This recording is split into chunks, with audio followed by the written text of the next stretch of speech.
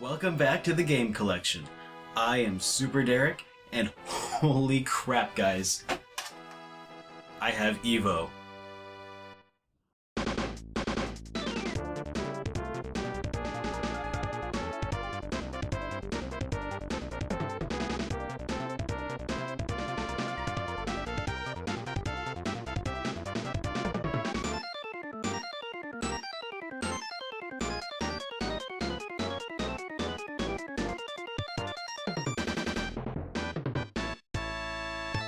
Wow, talk about a game that I never thought I'd ever own, let alone be able to review. Evo was one of those games that I came across a long time ago thanks to the help of emulation and a list of RPGs to check out. And what I found wasn't so much an RPG that I had been led to believe, but more like, I don't know, maybe an action-packed prehistoric adventure game? Yeah, I'd say that sounds about right. Evo was developed by Almanac Corp, a company that was also behind Cosmic Carnage and later Wonder Project J2, an RPG for the Nintendo 64 that sadly was never released in the US. The game was based on a 1990 PC game entitled 46 Okunen Monogatari Harukanaru Eden E. Fortunately for us, Enix picked up the game and decided to localize it for a US release in 1993. While playing through the game, I couldn't help but feel as though there was some sort of connection to Quintet, but I couldn't quite place it. As it turns out, the game was directed by Takashi Yoneda, the director behind Quintet's ActRaiser. Otherwise, the game was developed by a young, relatively inexperienced crew. The story of Evo is somewhat surrealistic, so I'll try to explain my interpretation of it the best that I can. In Evo, you play as a spirit of some sort that's trying to earn the favor of Gaia. In order to do this, you must overcome the challenges of 4.6 billion years of natural selection. The objective of the game is to eat other creatures in order to obtain evolution points, which can be spent on upgrades to your creatures such as different types of jaws, tails, horns, etc., which assist in taking down bigger and badder creatures that would otherwise stand in your way. After completing certain events in history, you complete the era and are granted a new body better suited for the next age. I say that you play as a spirit since you seem to be able to transcend bodies of different types of creatures and control creatures over the course of billions and billions of years. The representation of the process of evolution is a bit more symbolic than scientifically accurate, so if you're a stickler for scientific accuracy, this aspect of the game might either be annoying or completely hilarious. Personally though, I found the game to be a little grind heavy. You can easily spend half hour or more just running back and forth slaughtering everything you come across and gorging yourself. Granted, the process of evolving horns or some better teeth takes hundreds of thousands of years or more, and again, the game is somewhat symbolic of the process, but it can still feel like it takes forever to build your new creature into a monstrous predator. Good evening, everyone, and welcome back to SuperDerek Streams here on Twitch. That's the words. Not all that bad. Find the proper What strategy for a weekend it has foes, been. but the bosses Good to see you, are downright Jeeton. cruel. Glad to see Rather that than you having are a here. nice gradual difficulty Yeah, curve here, let's up go to ahead the and get boss, this show you started. might find All right, yourself let's nodding see. off after hours of grinding easy nourishment. Hey everybody, welcome back to SuperDerek Streams, the only show on the internet where I continue my playthrough of Golden Sun here on Twitch. What a weekend it has been. I feel sunburned. I don't know if I don't think I look sunburned. Do I look sunburned? No, I don't really appear to be sunburned, but oh my God, this weekend was pretty nuts. Ended up going out to a car show on Friday, took the day off, which is why I wasn't streaming here. Which is I tried to let everybody know that I wasn't streaming well in advance. So I didn't stream on Friday. Ended up going out to South Dakota to a big old car show with my wife and her grandpa, who brought his really cool 1940 Ford which was it's a beautiful car, but man, we were outside all dang day. It's beautiful, actually, but I'm just not used to that. So I'm finally back home. We got home today around like noon, and I've just been kind of half dead, still recovering a little bit, but we're gonna do it. We're gonna do this anyway. I hope you guys are having a great weekend. Just gonna claw back the last few hours of our day before the grind commences tomorrow. Normally on Sundays, I would also be streaming an episode of Hit Point with Baku-san JRPG over on my YouTube channel, but Baku's actually also out of town, and he's not going to be back in town until tomorrow. So that's when we're going to be doing our stream of Hit Point instead. So, you know, things are a little bit different today. That's all right. Different doesn't necessarily mean bad. Yeah, just changing some stuff up. Oh yeah, and we're gonna do this a couple more weeks in a row, I think. So yeah, just get to enjoy some nice surprise Sunday streams, which may or may not seem sus, depending. Well, hey, how's it going? Damn Wanderer. Good to see ya. And I love the Yuri avatar that you got there. A man of good taste, I see. Welcome to the stream. Good to have you here. Oh man. All right. Well, without further ado, let's go ahead and dive in to a bit more Golden Sun. For anybody who is curious about the hardware that we may or may we are using. Yo, Genma, good to see you. We are running on original hardware, using a Game Boy player, Nintendo GameCube, and some custom software and stuff to make it all look really sweet. So yeah, that's all I wanted to throw out there. There's a whole guide on how I accomplish this aesthetic. So all that aside, let's play some Golden Sun. Oh yeah. New stream angle? Oh, sort of.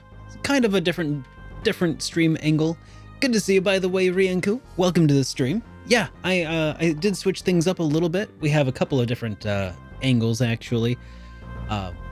So yeah, I'm streaming with a simpler background, which is it's all right. I don't necessarily love it, but I don't hate it. But what it does enable me to do is if I just like turn the camera, I can record episodes of the game collection over there without having to like set up and tear down. So I'm really hoping that things are gonna be a little bit more streamlined, at least for the production, which hopefully means making more stuff. We'll see. I hope so. It's cozy. You like it? Awesome. I'm glad to hear it. All right. So I hope you guys are having a great Sunday, by the way. Let's continue from where we left off. Where did we even leave off? Because I haven't played since Wednesday. And I'm a little... Oh, discovered me via the Shadow Hearts video. Oh, man. Penny Blood? Yes. I am very excited for well, both.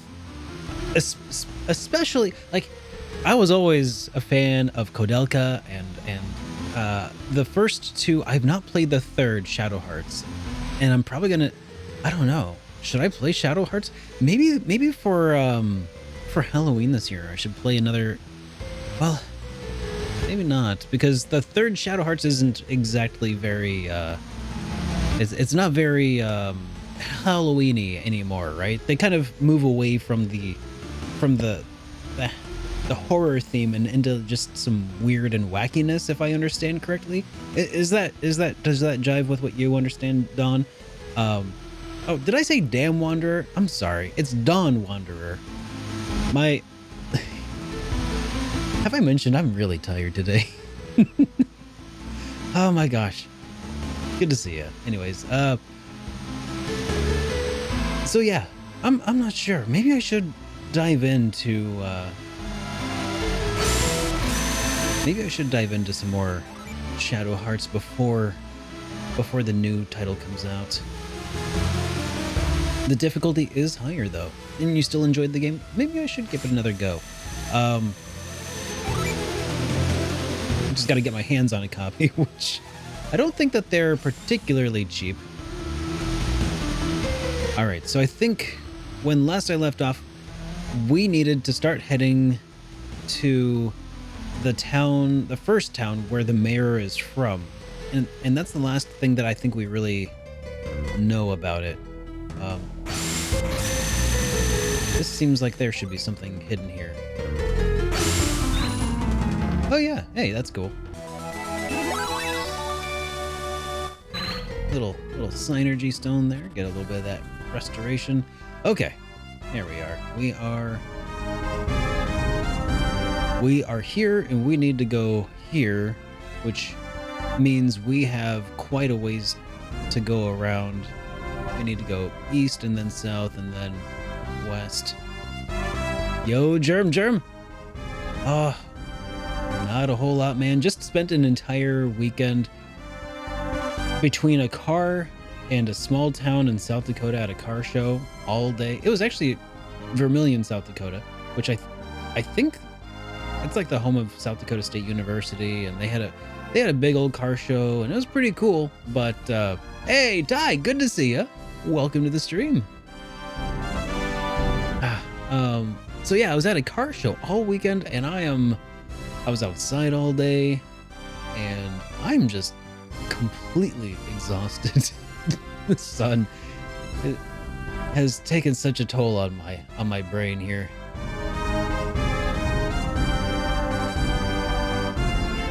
Yeah, I was just looking for an exit out of the desert, because the desert itself is kind of a bit of a maze in and of itself, I thought too, Genma.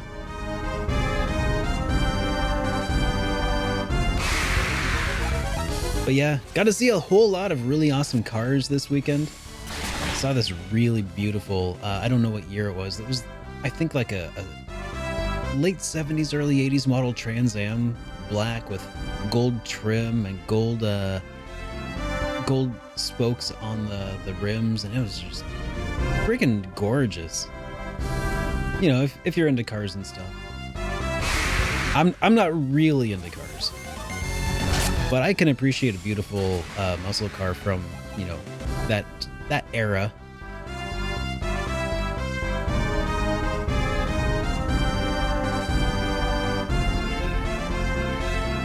But I think that by far, actually, the car that caught my eye this year wasn't at this car show. It was at another one, a more local car show, where somebody brought their 1983 Toyota Celica Supra.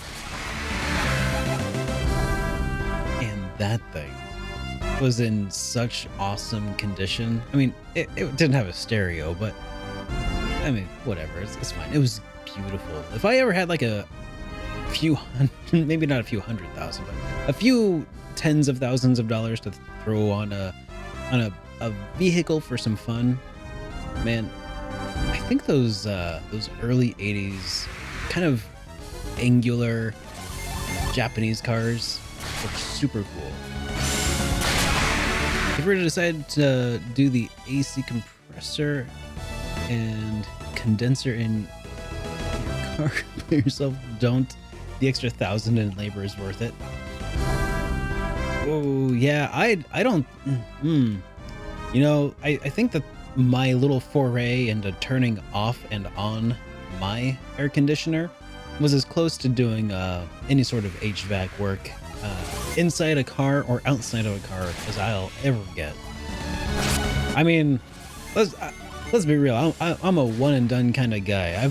I've been there, I've done that. I don't need to work on another air conditioner for the rest of my life. I'm feeling pretty solid in the AC department.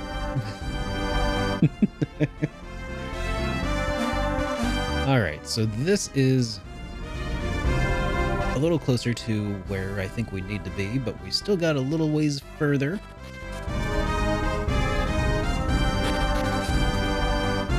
It's a Nissan. My first ever car was a Nissan Sentra, a 92.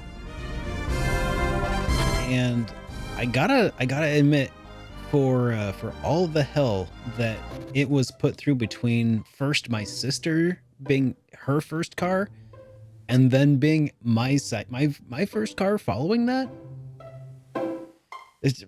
I can't honestly complain when it eventually died. Lightweight little 4-door sedan being driven around by a 16-year-old kid like he thinks it's a Honda Civic. Oh my gosh.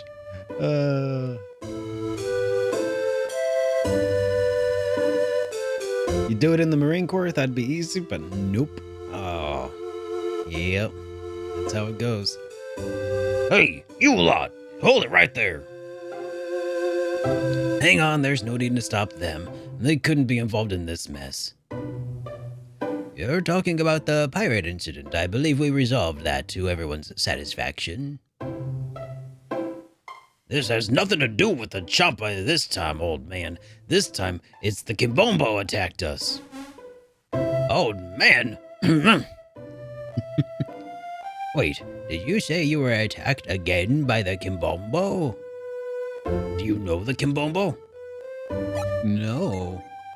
Not many people do. They're a barbaric tribe from central Gondolin. Watch out for them. When did all of this happen? Not too long ago.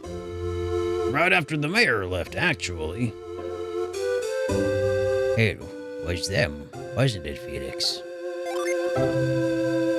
Of course. They did seem to be acting awfully strange when we saw them in that cave. Was anything stolen?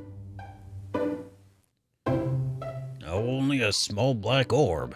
Everything else was untouched. A black orb. I'm afraid we don't have much more information than that. You helped us with the Champa, so I'll tell you what. Maybe you could take a look around the mayor's house. It's the only one that was robbed.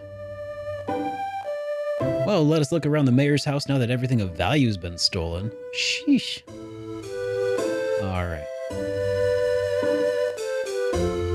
Not sure if you can visit everything in Madra Catacombs right now, but you can get a synergy. Oh. Madra Catacombs. Is that... Can I free this guy yet? Piers wasn't one of the Chomps. A Champa. That's why they let him go. You shouldn't keep an innocent man in prison for no reason. So that Piers guy wasn't a pirate after all, huh? That still doesn't answer where that eyes came from. That freaked me out. It's the caves under the town. Yeah, and I think that there wasn't there like a secret entrance somewhere? That guy Piers wasn't one of Briggs's men after all. I can't believe we locked him up without any evidence.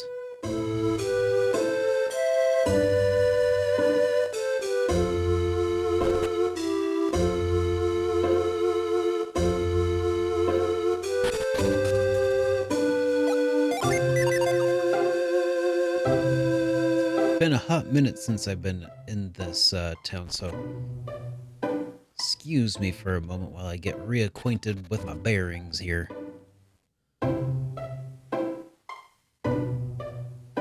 Alright, so there are plenty of things I want to investigate in this cave, and until I do, there's no way I'm going to seal the entire thing off. Okay, I wonder if Piers is in here. I feel like Piers is kind of integral. I mean, he might not be super important at this point, but I feel like he's gonna be a party member.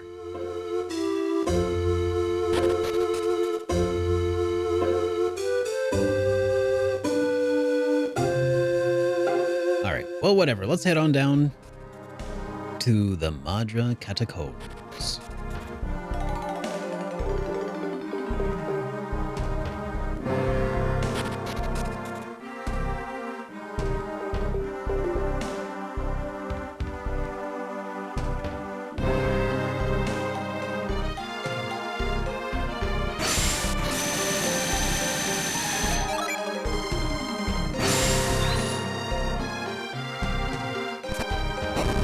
There we go.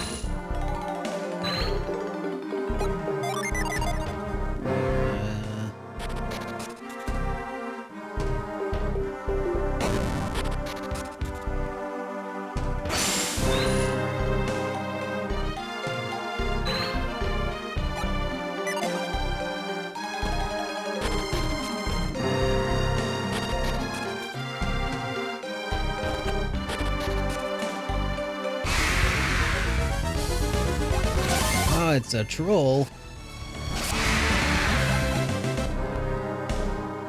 Alright, well. Can I go down? Nope. Alright.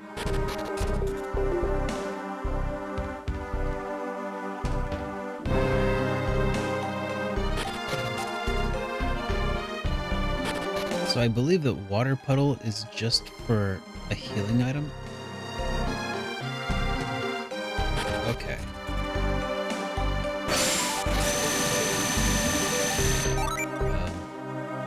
I need to map that to a different thing. Hey, Square Bomb! That you like me? Thank you so much for that resubscription, and thank you for 6 months of your support here, dude. Very much appreciated. Welcome to the stream, by the way. Hope your Sunday is going swimmingly.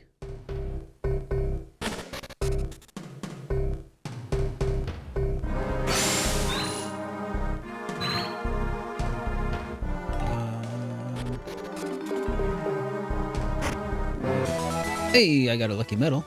That's a thing. That is a thing worth having.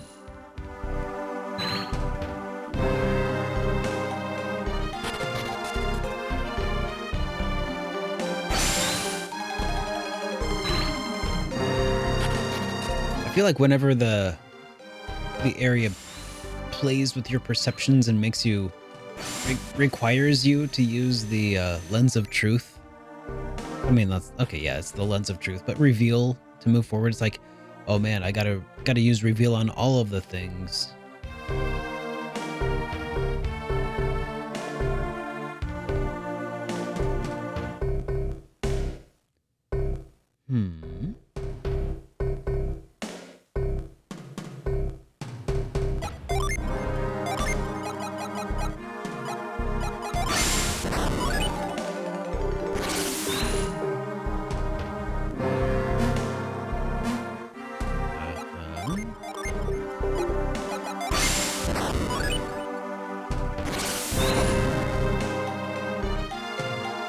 Got to get back to fixing the things. All right, man. Well, good luck.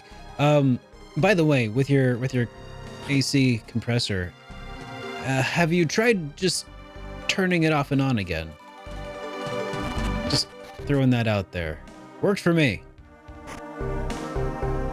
Hey, we got the tremor bit. Hey! Welcome to the Germ Super Germ. Friends. Thank you so much. Welcome to the Super Friends, my friend. By the way, since you are new to the Super Friends, while you're here, you might take this moment to join the Super Friends in the where's the button? In the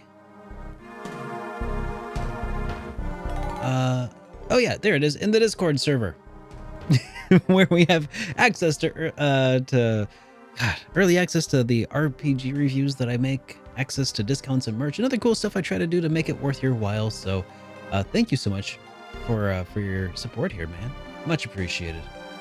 And also, not let me forget here, sweet Nisha, welcome to the stream. I'm doing pretty well. How about yourself? Good to have you here. There we go. All right, I think I'm all caught up. Would you rather be stuck in doing reveal all the things or stuck trying to steal all of the things? Part of me feels like stealing all of the things would be more fun, but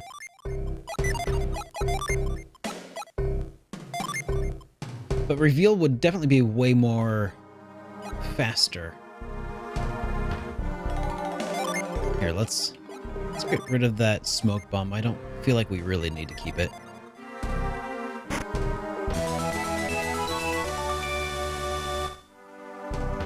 Definitely sell some stuff so when I get back to town.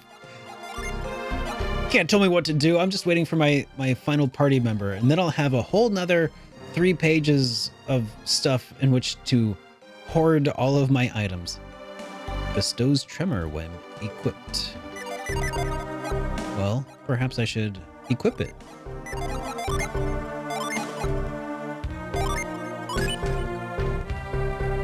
I don't know what tremor do, but we'll give it a go.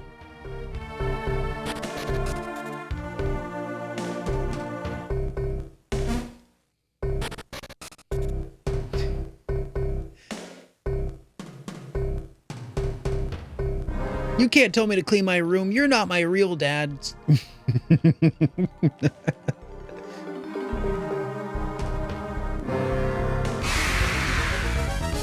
Oh, it's a mini goblin.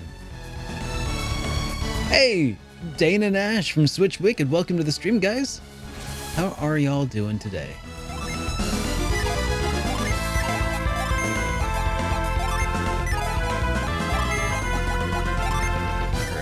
Let's use tremor. I have tremor, right? It says I have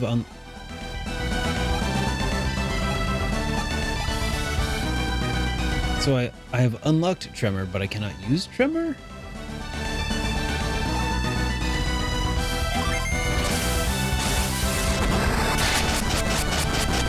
Oh, that's neat.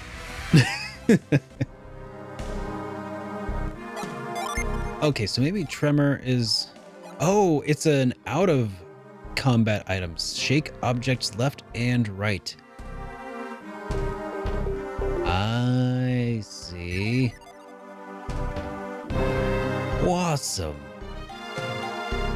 Oh, it's been a long week for me as well. You know, Amy and I just got back today around, like, what time was it? 2 or 3? We got back around, I want to say it was like 1 or 2, I think.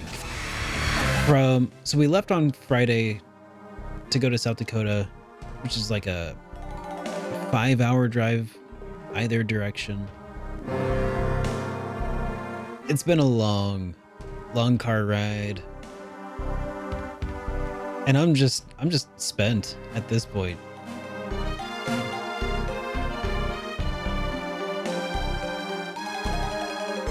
Pretty sure the rest of this place is also explorable, but not necessarily one of those you gotta do all the things right now. Hey, that's an apple. I feel like that's an item I could give to a child who's very hungry in another area of the world.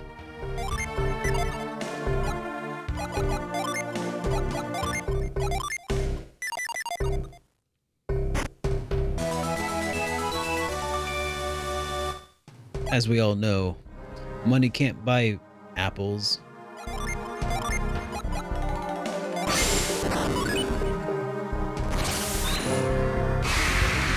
Hey, Rhino Man. Went paintball for the first time yesterday?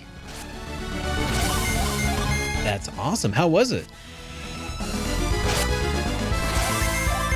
Nah, that's a different thing. Oh, is it like a one-time item stat boost? Boosts attack? Okay. Alright. Fine. The search continues for something that we can feed to a child. Unfortunately, I would give him a nut, but he probably has nut allergies.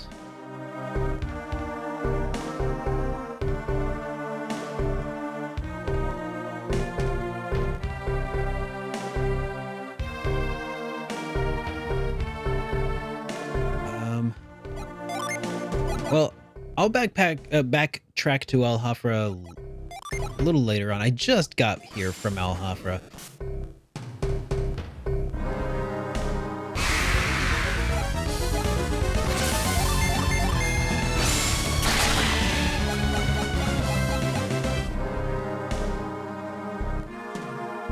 Okay.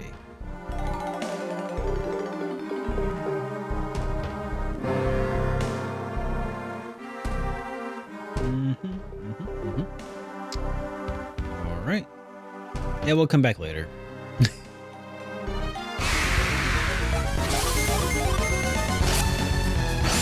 Oh, the thing with the kid is timed and missable. Oh shoot! What do I gotta give the kid? Is it a nut? Do I need to give him a nut?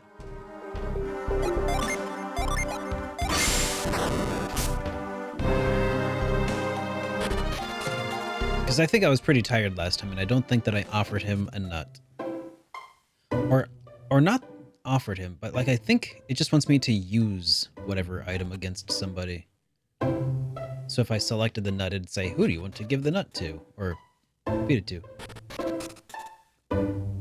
Oh, is it the item that's over next to the ship?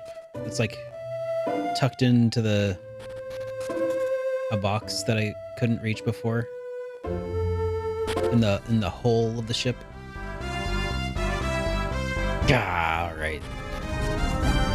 I'm gonna go there just because that was bugging me to no end, and I couldn't do anything about it because I didn't have the requisite tremor ability.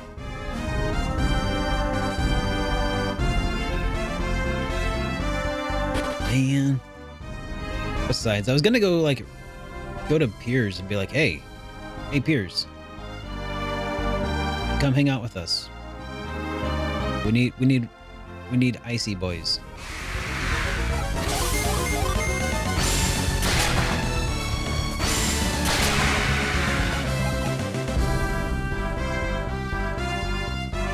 Can get early access to a place, eh? All right.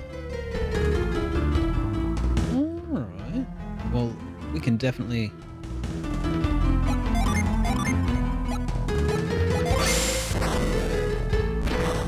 Okay, that's not it.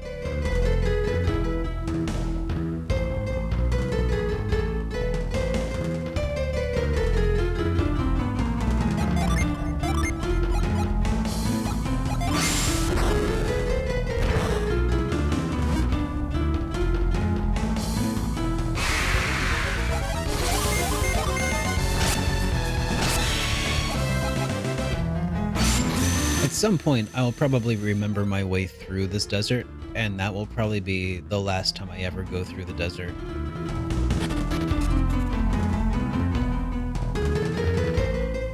It's not even that confusing, I'm just awful with directions.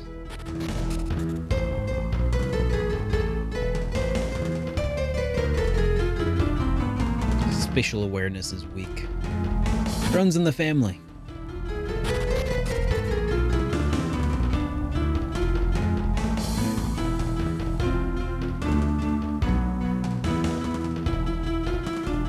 Yo, Naticus. This is breaking SuperDerek RPG's toss or something? Because it's on a Sunday. Is that right?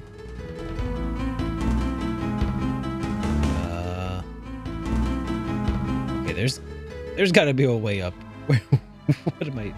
What am I doing wrong?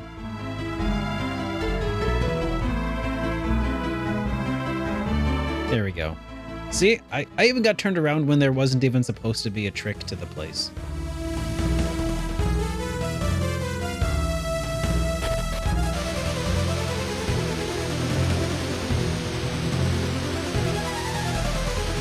which is probably why I'm such a fan of RPGs, because going the wrong direction every time seems to play to my benefit, because I find all the treasure first time by going the wrong way every time.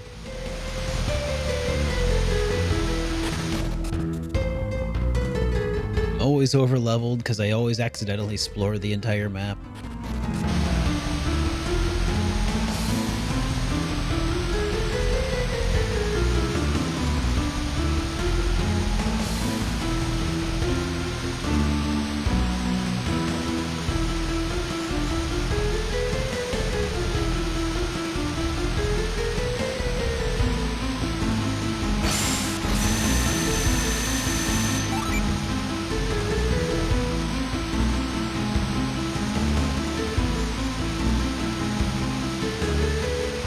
Oh yeah, the old confusing like left and right directions.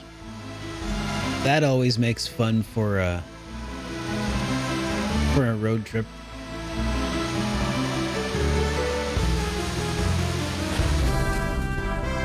Hey. All right.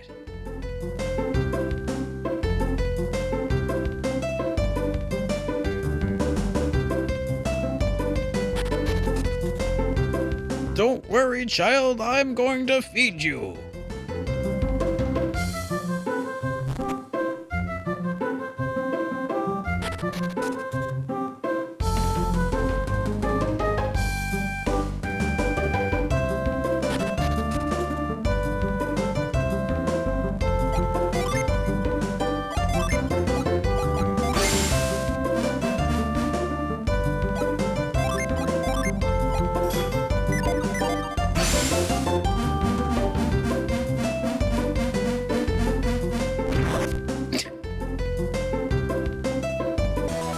Hey, we got the large bread. Felix gave large bread to Jenna.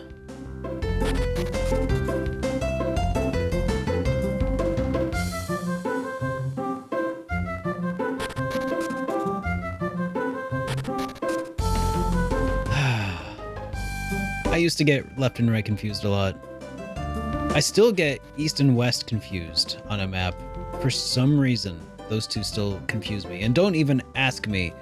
Like, when you start saying words like east and west as, like, when you're trying to give me directions to places, like, in real life, forget about it. But I'm glad that I at least overcame the whole right and left thing. I'm so hungry, I can't even move. Well, if I gave you some bread, would that help? Jenna uses large bread. Thanks, mister. The kid ate the bread. Okay, wow, I feel so much better. Look how much energy I have now. Geez, mister, I don't know how I can repay you. Money. Wait, I've got it. Do you like adventures? Nah. Yeah, okay. Then you totally have to check out the caves under the mayor's mansion. Go find my dad. He's up along the path near there. The entrance is just past him. Oh, this is the guy, huh? The old sneaky SOB. You're the one who gave my son some food, aren't you? Did you want to see the cave? I'm only letting you pass because you did good by my son. Make sure you don't lay a hand on any of the mayor's treasure. Yeah, you betcha. Don't worry, we won't.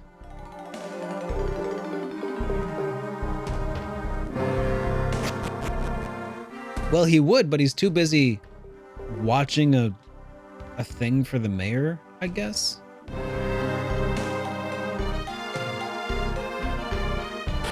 The irony of the guard watching the mayor's treasure so he can't go feed his son is strangely apt.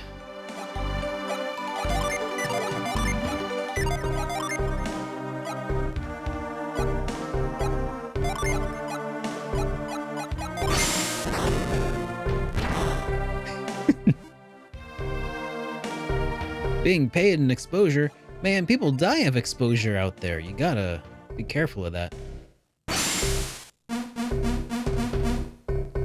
Oh.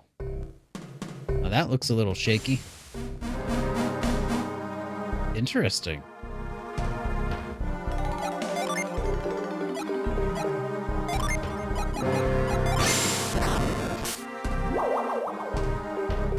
Don't worry, Mr. Mayor. We'll watch your treasure.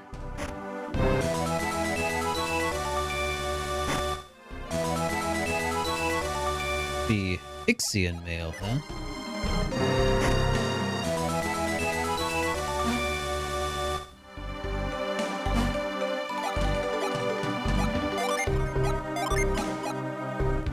Resists wind and water. Who can wear that? Just Felix.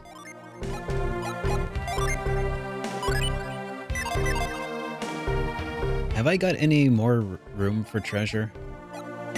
Oh, I got one more spot for treasure. It's fine. We got this, guys.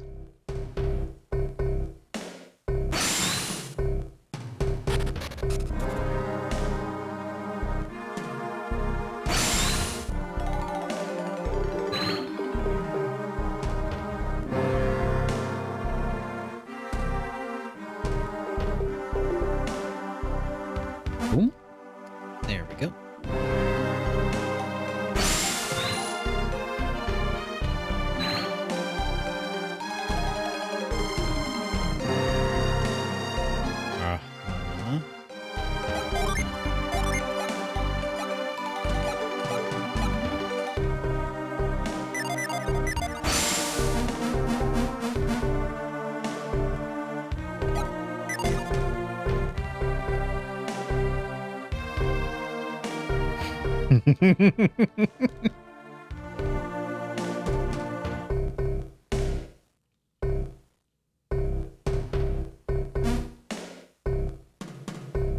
There's it's like they say, there's always room for You need more Vespian gas.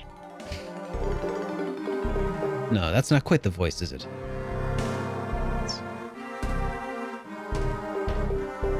You are in need of more Vespian gas. Oh, that's not quite right either. No. Man, how did that sound?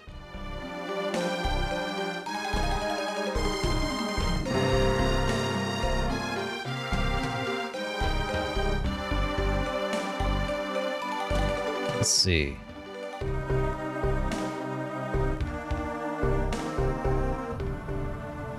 We require more Vespian gas. No, that's the new one. Oh well.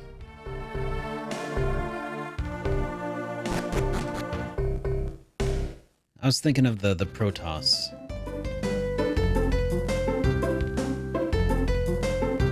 Yeah. Anyways, let's look around for a place to sell some stuff. We're gonna shill some stuff here. Let's see, Shaman's Rod. They can't buy that. The Blow Mace. Sure, I think we can get rid of that. Lucky Metals. We shouldn't. Magic Rod.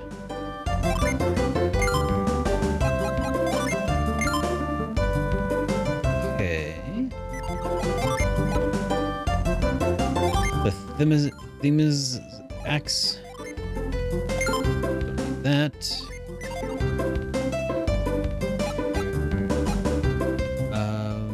Weasel's Claws. Yeah, I don't think we really need 2 Weasel's Claws, or any of them. Oh man, that's nuts. What else? Oh yeah, the Pirate's Sword.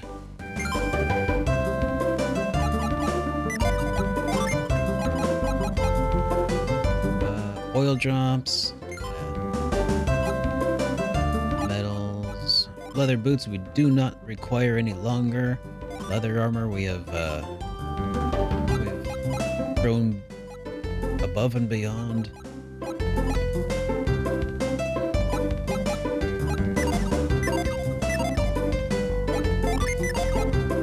Also, I don't really care for the fact that this game does not automatically consolidate things like this lucky metal I have. Like, just, like, give the people who are already holding some stuff, like, unless it's a healing item, I guess. Just...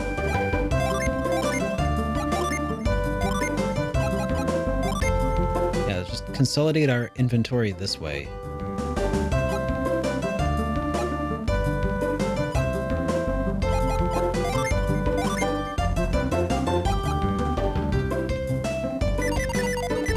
Okay. Time to get back to swindling.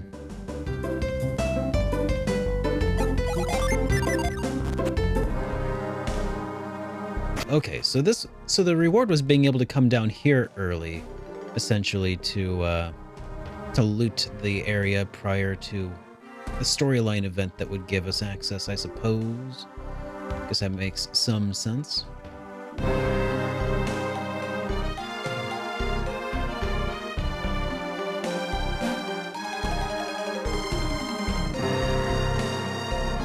Yeah, you're not wrong, Naticus.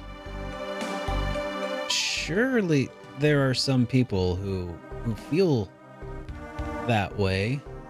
And it's totally not just you. Certainly. It must be. Oh wait, no, that's a pounder.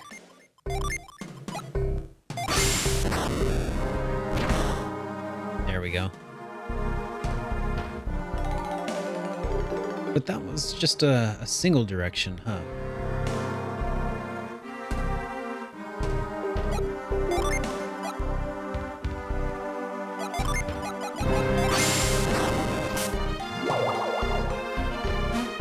So, not really sure what else there is to do here.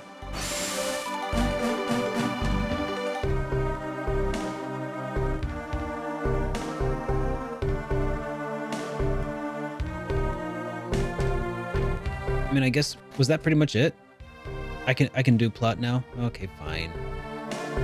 Ugh.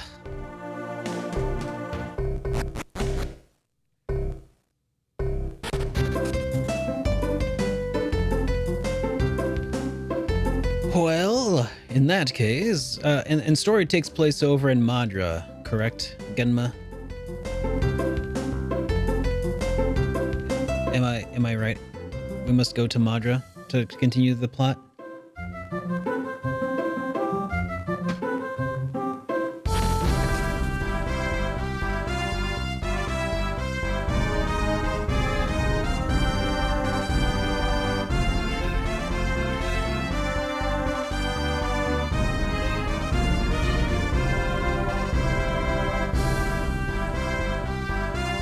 Technically, plot is elsewhere, but Madra points you toward where I'm supposed to be going. Oh, that's right, the cave with the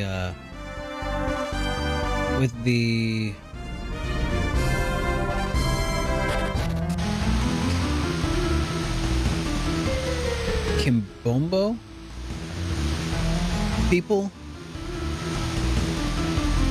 If I'm not mistaken, I probably mispronounced or misremembered the word, but Kimbombo, I think, was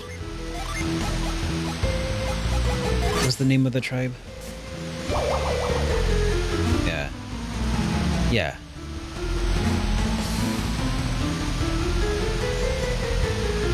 Onward to Gondor. I mean Gondolin.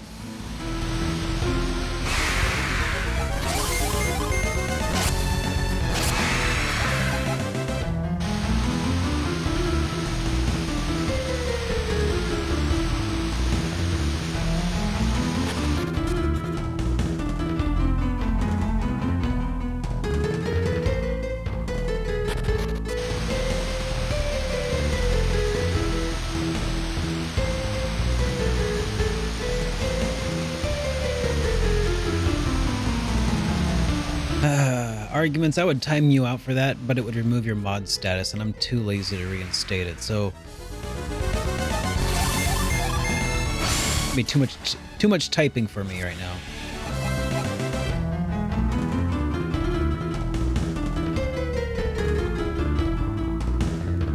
right, thank you.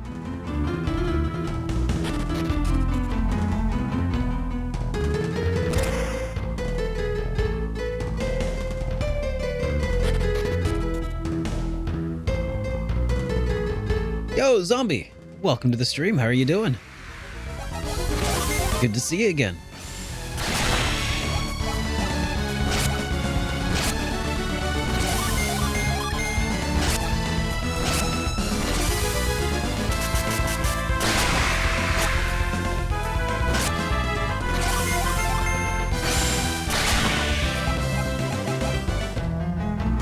Yeah, as far as like which direction is faster to get back to Madra,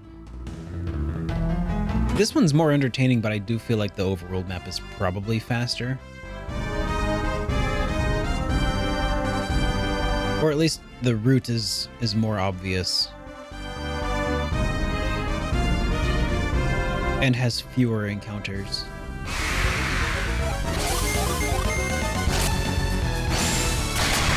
You think so? Maybe it just feels faster because it's like the more direct route. We should time it.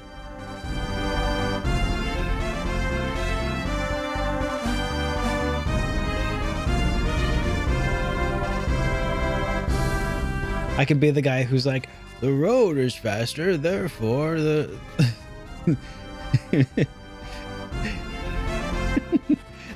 The speed limit is higher, meaning we get there faster. You're saying, no, it's a more direct route, which means less gas. Oh, man. Okay, all right. Back to Madra. Oh, wait, no. We are not back to Madra.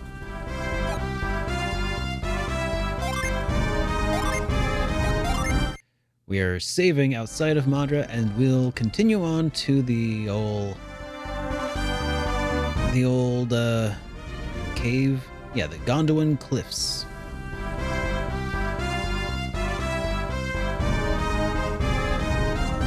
This is true arguments. I mean, I have no friends now, but I'd also have no friends then too. So.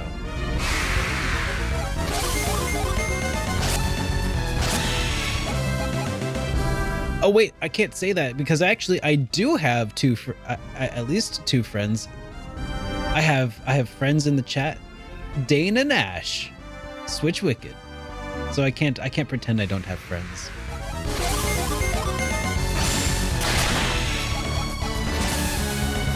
But they're busy printing shirts, so they can't chat right now.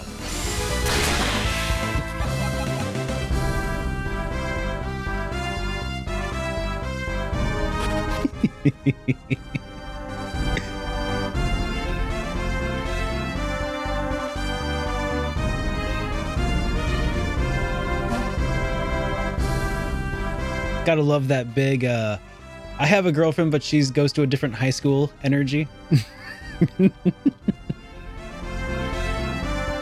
Oh, I mean, yeah, we're friends too, of course.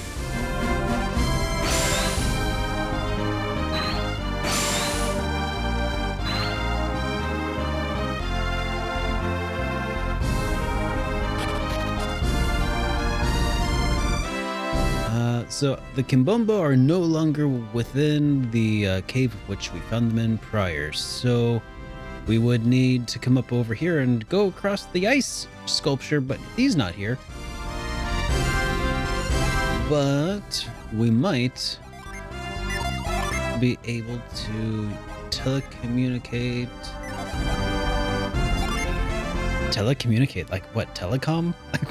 We'll set up a PBX server and talk to the dog. Let's see, mind read.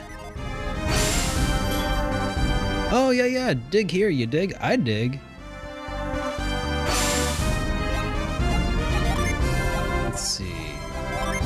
Yeah, I can dig it.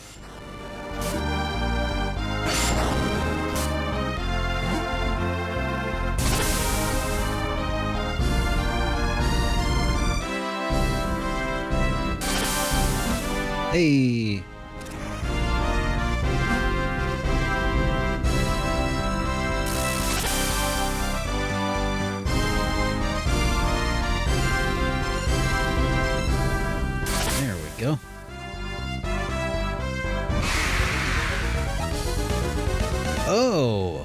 a wolfkin cub, and a wild gorilla appeared. I don't know about you guys, but like, if I was just out there minding my own business and a wild gorilla appeared, I'd probably just play dead or something. I don't know.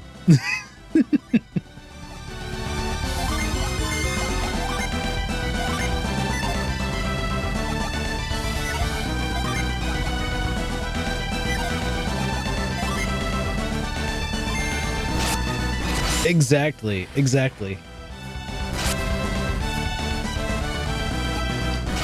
Yeah, that's exactly right. They're faster than us, heavier. They can probably climb better too. Like, why would anybody mess with a gorilla?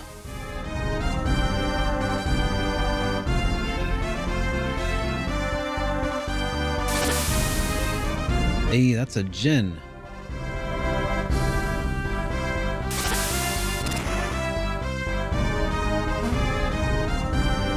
Did I just get super lucky by picking the correct item?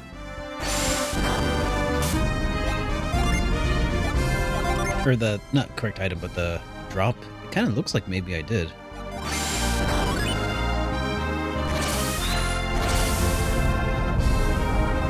That's a thing that needed to happen for sure.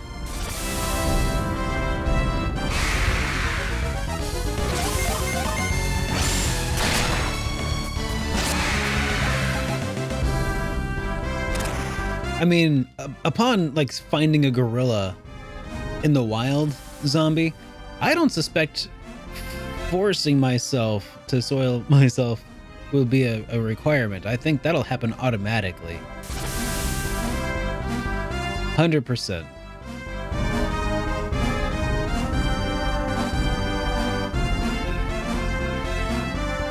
I am part of the afraid of wild gorillas and not afraid to admit it club.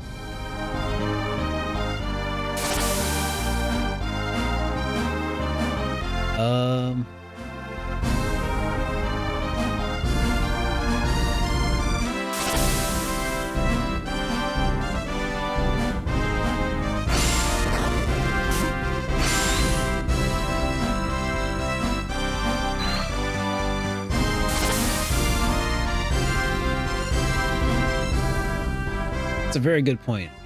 It's always important to have volunteers.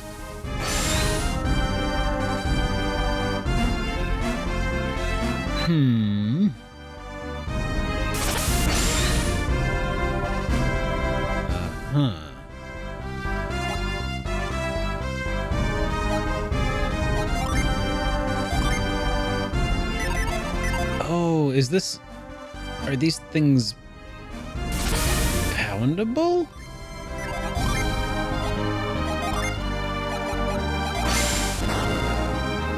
No, they look non-interactable.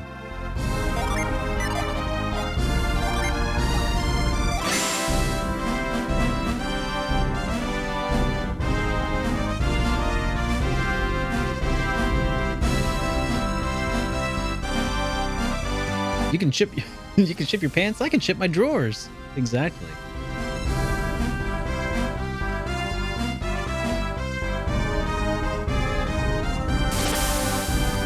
And thanks to this week's sponsor, Casper, you can ship your bed.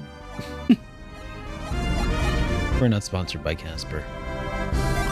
Hashtag could be sponsored by Casper. Give me a call.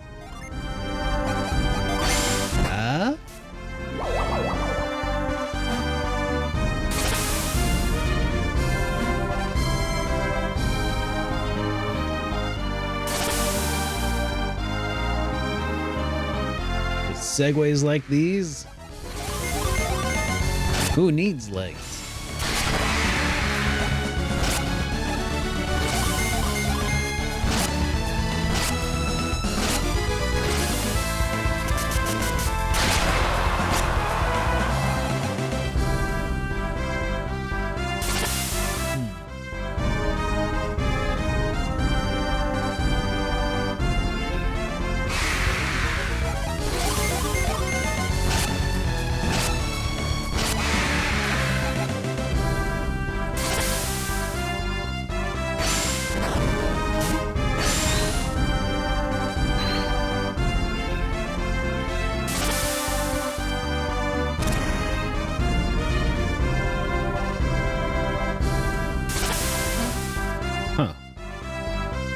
up with the mushrooms?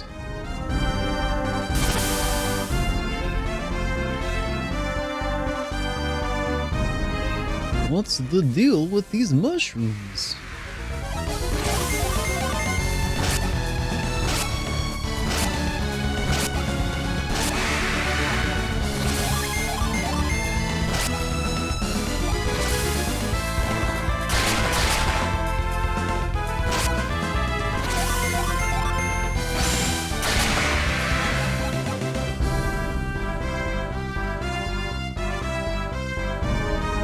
Hey, Tibby! Welcome to the stream. Alright, so I still feel like we need to have Piers with us. Because of Piers's, Wait. Can I jump here? No, that's not a chasm I can cross. Are we gonna see prices become normal again for like video games and stuff? I'll tell you when we'll start seeing video game prices come down. It'll be around the same time prices for classic cars start coming down. And when that will be is probably when the people who are old enough to care start dying.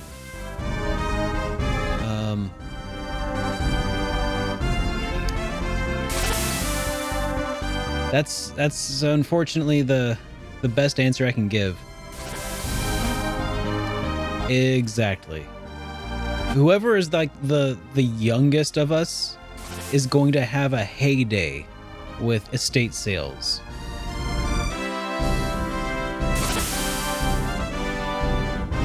Like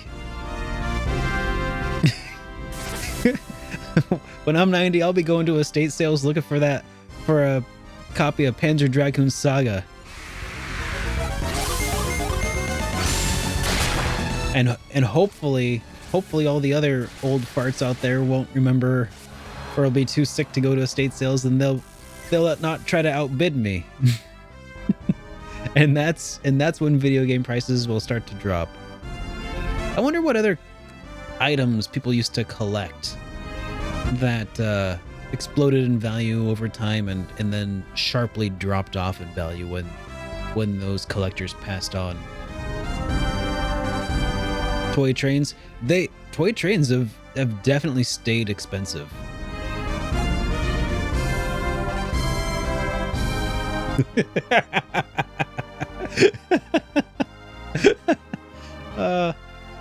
Well, stamp collections. Yes. I mean, there are still stamp collectors out there, no doubt. But I think, yeah, I feel like stamp collectors are probably people who are doing pretty okay these days. I could be wrong.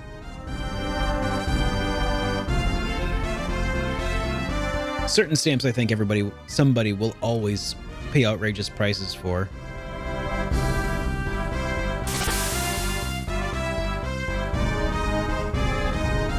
Okay, I think we are stuck.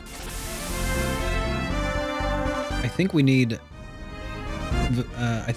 the Iceman here.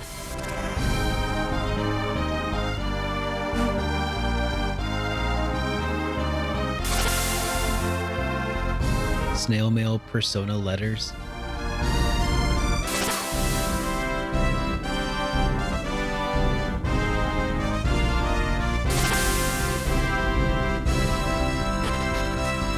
Man. Let's head back to Madra and take a little snoop around.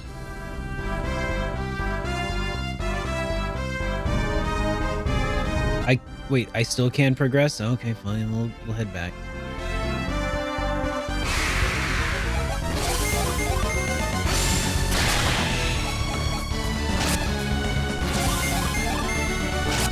So, I mean, the problem with video game collecting as of right now is that it's already more convenient to to play video games other ways. Like, we can't use that argument of like, oh yeah, one day emulation will just be so accurate and so convenient that nobody would possibly pay over $100 for a copy of Chrono Trigger. Except that day already exists, right? We can't be like, oh yeah, someday people will just stop wanting to collect records. Like, yeah, MP3 streaming is a thing, but people still, like me, because of people with my own like monkey brain, just likes to have things to hold and look at, and the whole ritual of putting the record on the player and stuff and dropping the needle, like, because of people like that, there will that argument basically no longer holds water, right? At this point, if we were gonna sell our games, we would right now. We already would. Because this is a great time to sell, just saying. But I'm not gonna. Diamond hands, man. When it comes to my video games, for sure. But yeah, I don't know. I don't think that they'll drop ever. Unless the bottom completely drops out due to some ground-breaking, earth-shattering revelations about the market manipulations by Wada Games and Heritage Auctions or something to that effect. But that news has broken. Like, people in the know already know. Hey, Asheron! Thank you so much for that resubscription, and I always, as always, appreciate the love. Welcome to the stream. Good to have you here. So yeah, I guess the outlook is grim for collectors.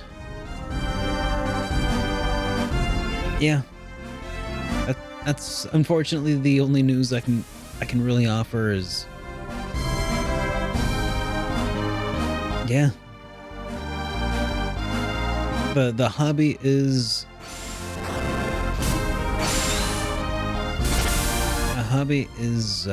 pricing us out now.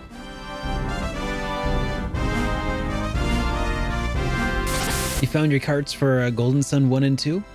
Awesome. Excellent. Oh, hey, you know, I think I am progressing forward here a little bit. Ta-da!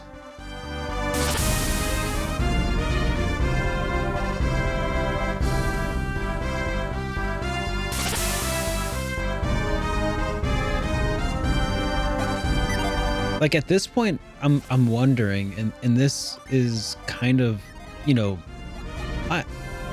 this is probably way outside of like my area of expertise, but the question starts to drift further from like, are games appropriately priced to what has our dollar devalued to to where these games like are worth so little. I think that's another huge part of this equation is the dollar is just so useless at this point. All of money is such a I don't know. It's so weird.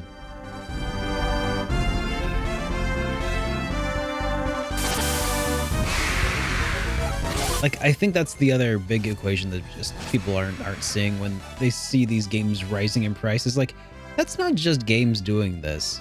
I mean, it's basically anything that there's a fixed number of, I think.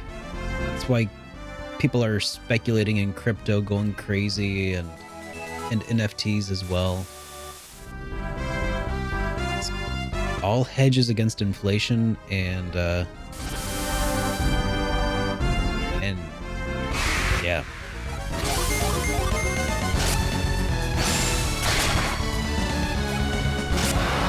thing you don't like about Golden Sun is that if you grind too much, enemies stop respawning and random encounters stop in sections.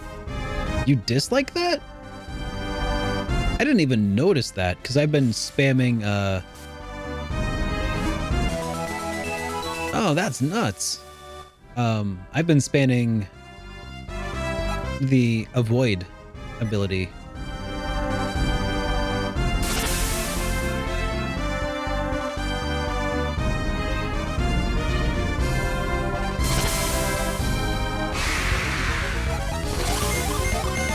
I gotcha. Yeah, I could see how that might be. Yeah. Some people are in it for the grind. I don't mind the grind. I feel like that should... Hang on a second.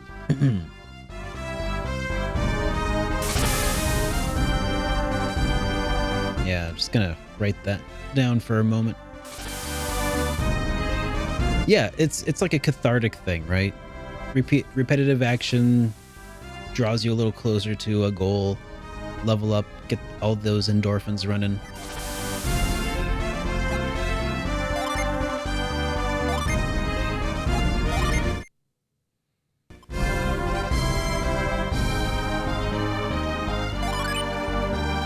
All right. Time to fight this thing. Oh my goodness.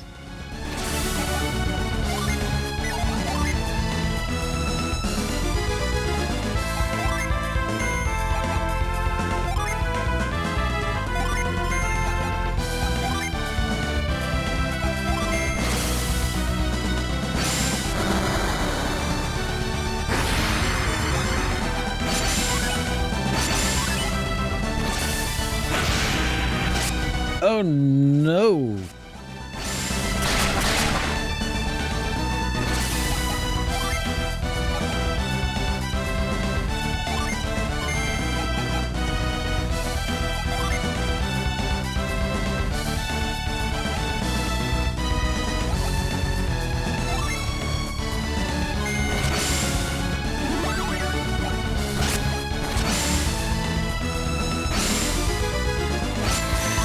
Uh-oh.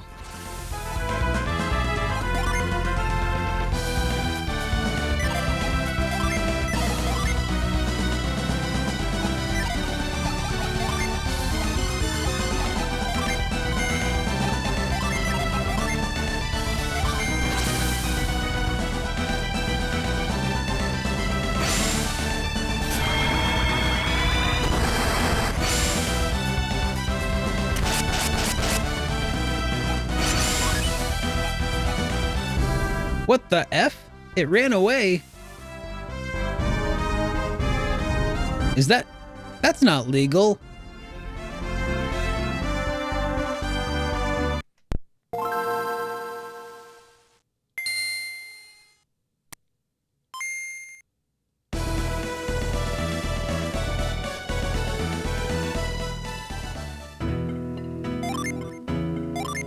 That's not legal. They can't do that. Don't they know who I am?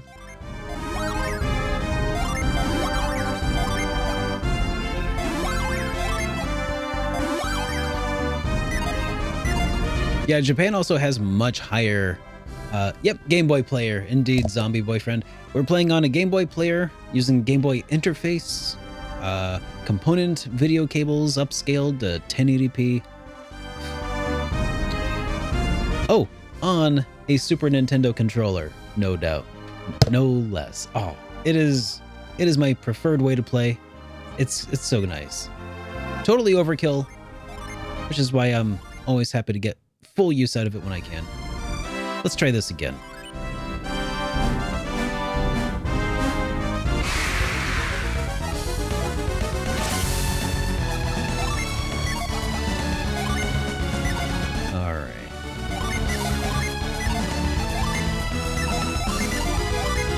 Let's go with...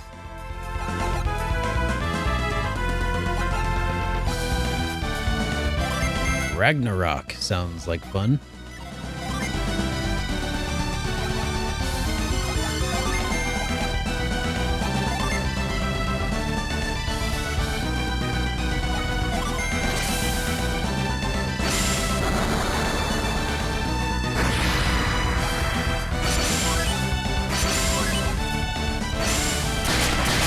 Oh, you should definitely get one.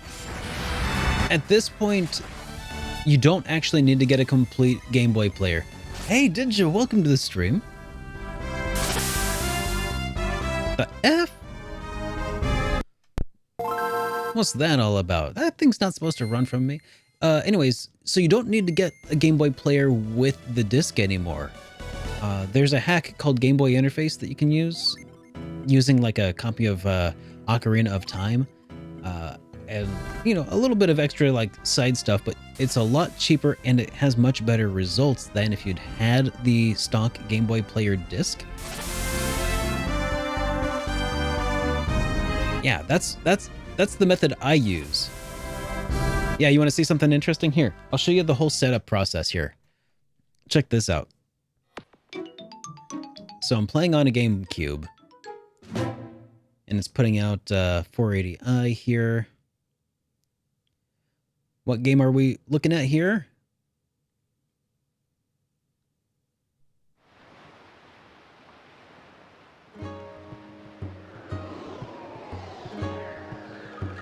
Oh, look at that. We're playing a little bit of Legend of Zelda Wind Waker. And then I just hit the start button. It loads up a file that's actually hacked, causes the game to crash, and then loads software straight from an SD card. Level up. So you don't actually need the actual disc for you know, the Game Boy player. I have it, but it's awful. You don't want to even see it. So now that we're in here, I just go into the GBI. Oh, whoop, wrong button. I need to go into the presets section here for my RetroTink 5X that I'm using.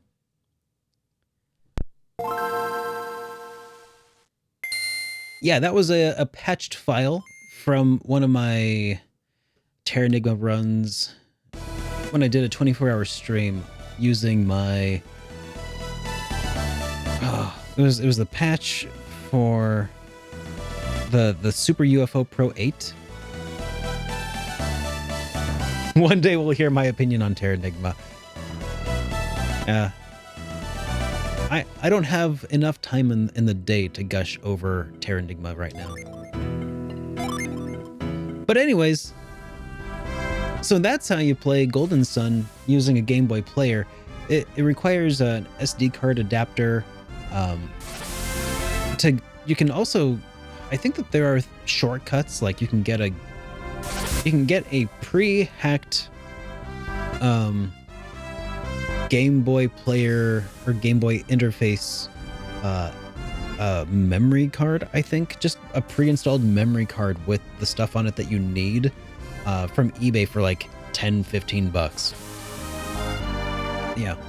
And as long as you have like there's a handful of different games that it works with, including I want to say like 007 Agent Under Fire, or some, I don't know, some other weird stuff. But hey, if you have Wind Waker, everybody's got Wind Waker, then yeah, you can basically get a solid way to play the game on a Game Boy player on the cheap. Okay, there's gotta be a way to get this guy before he flees. But now that the GBI is out there, I wonder if that has induced more demand for the Game Boy player. So, I don't know. I'm not sure what that has done to the overall supply and demand for the loose units.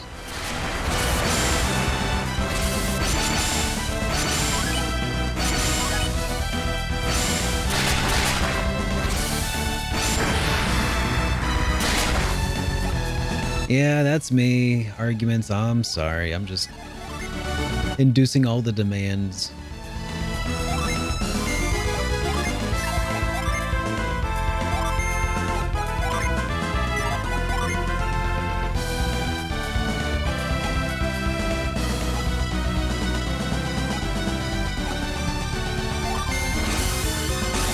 Sleep. Sleep. Hey, fall asleep. Can't run now. Yeah, you can't run now, you little bitch.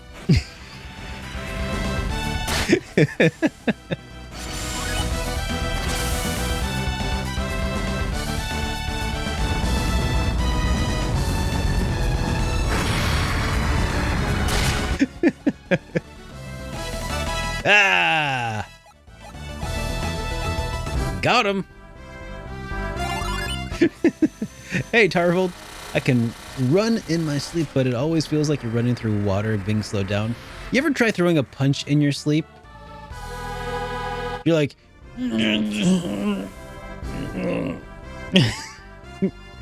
like... It's like...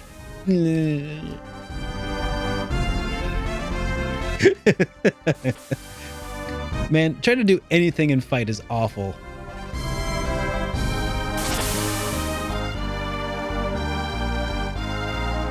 Sleep doing anything is awful.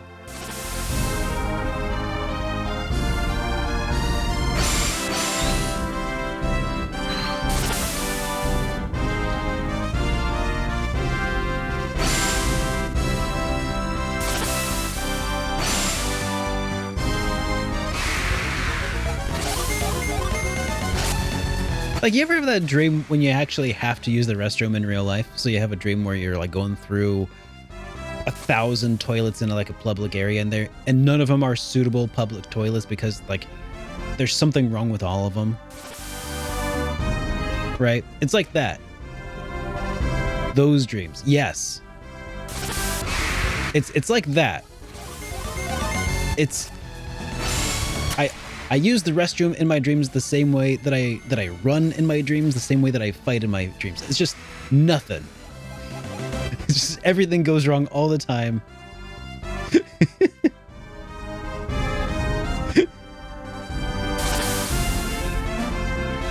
Yep, all whiffs.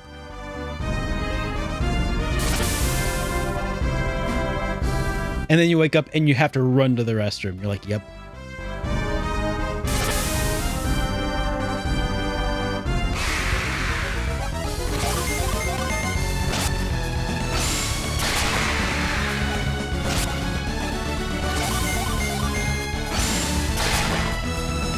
That was the night your waterbed finally burst. Oh my god. You know, when I was a kid, I had a waterbed as well. It was awesome.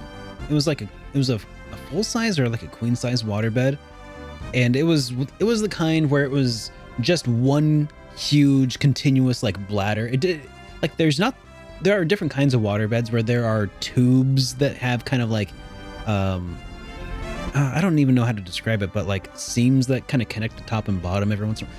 I didn't have one of those. I had the kind where like you would like move a little bit on one side and the whole bed would wave around. Yes, with a wooden base, and it had this really awesome shelf right above the headboard, or built into the headboard, where I had my my boom box that played it played tapes and stuff, and I would listen to all kinds of stuff. Later on in my teens, I would listen to like Loveline and stuff on the radio, but yeah, I think earlier on I was really into like Prince in the NPG. I had a tape of Diamonds and Pearls. I was really into that one. No, I was 1986 pimp.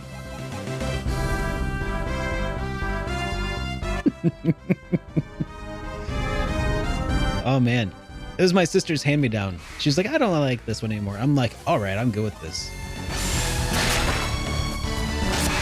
No Thriller on tape? No. Diamonds and Pearls was the coolest album that I had at the time. You know, I had George Thorogood's Greatest Hits, which I loved because it had Bad to the Bone on it, which I loved because I loved Problem Child. But my very first cassette, I am ashamed to admit it. By the way, if anybody doesn't know, I was born and raised in Kansas. So it shouldn't be of any great surprise that my very first cassette tape was, in fact, Achy Breaky Heart by Billy Ray.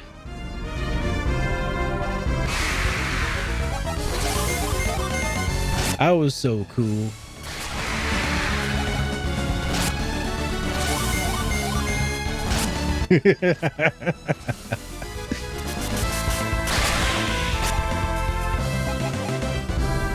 No, I didn't get better taste in music until I was probably 13 or so. Okay. Well, we have definitely landed in a new territory here. Well, Prince was pretty rad. That's true. My sister was a great influence on how cool I was at that given age, for sure. Is this a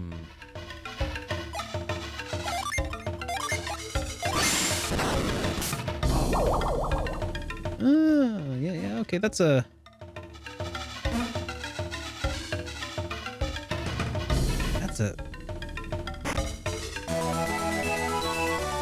thorn crown. Still got your Spice Girls CD. That's all right. That's cool. I've been recollecting a lot of CDs. I've got some really I got some most recently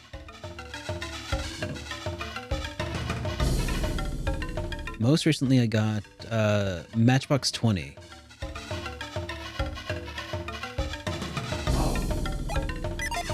Do you remember when Matchbox 20 had like 7 different hits on the radio all at the same time? Yeah. Yeah, there's God, what was that called? I Must Be Lonely. She says, baby, it's 3 a.m. I must be. Yeah. So there's that. There was I wanna push you around. Well, I will. You know, there was that one. God, there was like 4 or 5 of these songs from just one album that were just constantly on the radio. It was a good time. What else was there though? Like, or else forget up. No, that was not Matchbox 20. That was Santana. Right? That was, yeah. Well, no. Was it? Wait. Who was that one? It was the lead singer. Okay. Same singer for both. Okay. So, okay, that totally threw me off because I was like, it's in my mind. I'm like, no. I know that that's Santana, but hang on, that sounds exactly like Matchbox 20. Rob Thomas is his name. Okay, God, just yet another like that guy was living the life in the 90s. Holy cow.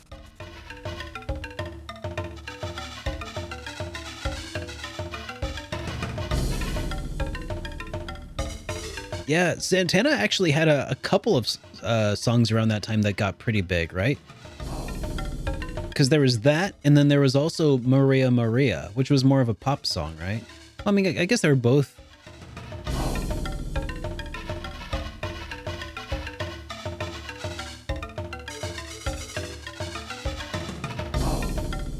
Man, now I just want to go like down this this Matchbox 20 rabbit hole and Santana. It clicks. It makes so much sense. I'm surprised I never noticed it before. That they were the same song, or yeah, song and or band. For that song anyway.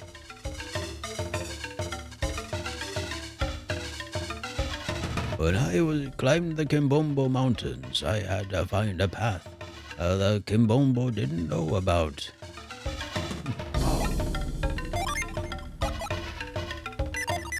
Let's see, we need to remove the gin. Nope, not just the gin, we need to unequip couple items, I suppose. The Blessed Unk. And the Tremor Bit.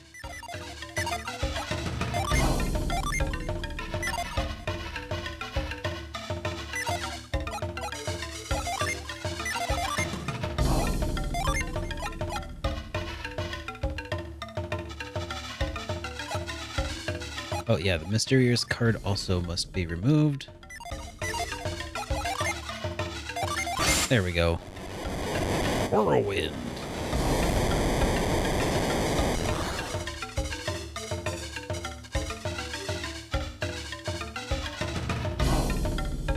Okay, now...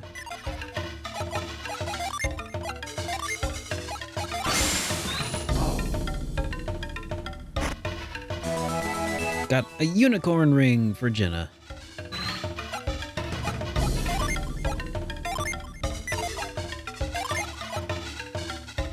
Used to remove poison.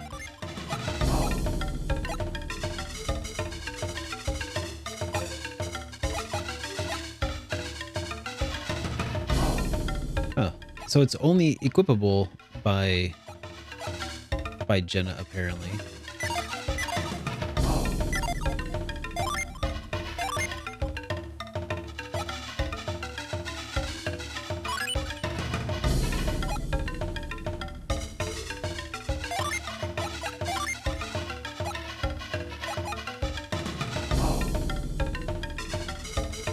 And this thorn crown is pretty rad.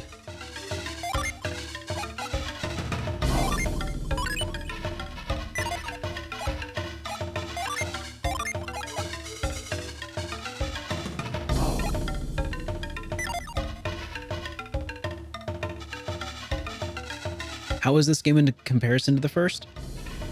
It is fulfilling a lot of the promises made by the original, I think. The very few complaints that I really had about Golden Sun 1 seem to be alleviated quite substantially. It doesn't seem like the equipping and unequipping of Jin plays as big of a role in what abilities you have available to you outside of combat, which is nice.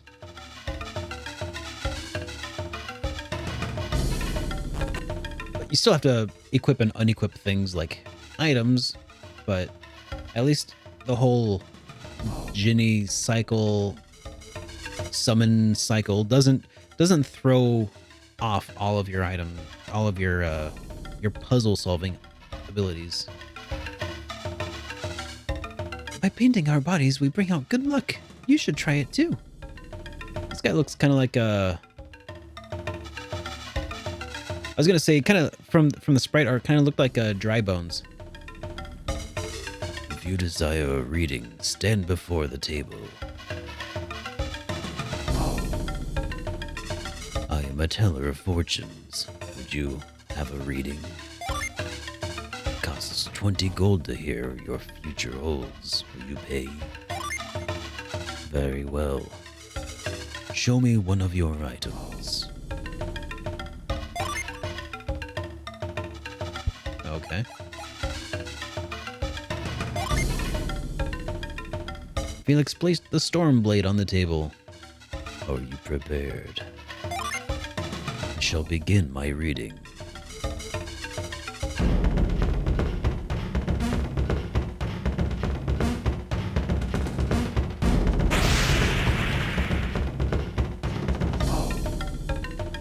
See. Beyond the weapon you set down lies a terrible foe. Many enemies await you far beyond the mountains. If you move to strike them, you will be met with great disaster.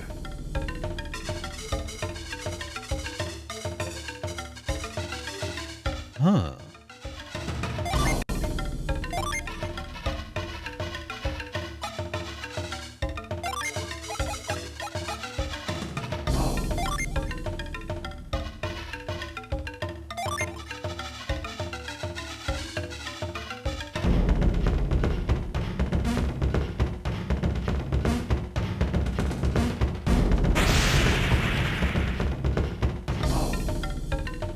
See. On the item before me, I see a path for you to follow. I see you inside a sacred icon. By listening to the voices, you will earn a precious item.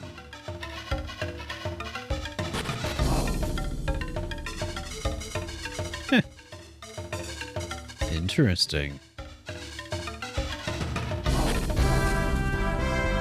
Kind of makes me curious about like what he would say if I gave him other items, but I kind of don't want to figure out the system. I'd rather just be impressed.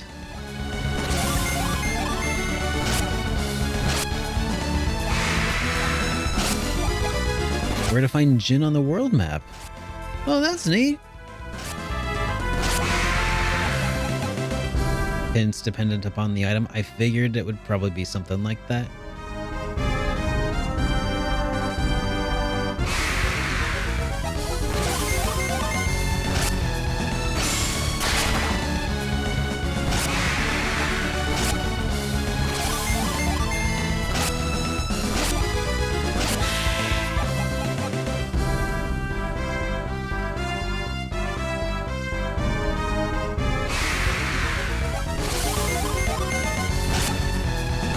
Get out of here, bone fighters.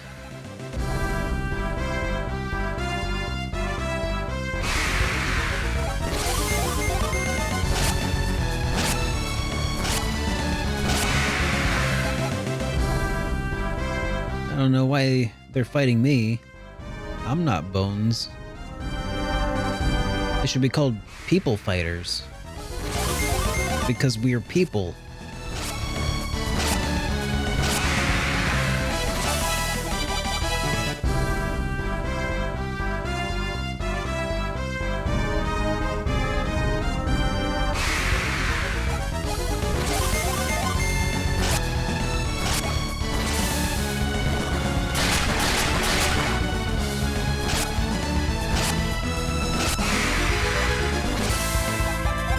They're dealing a little bit more damage.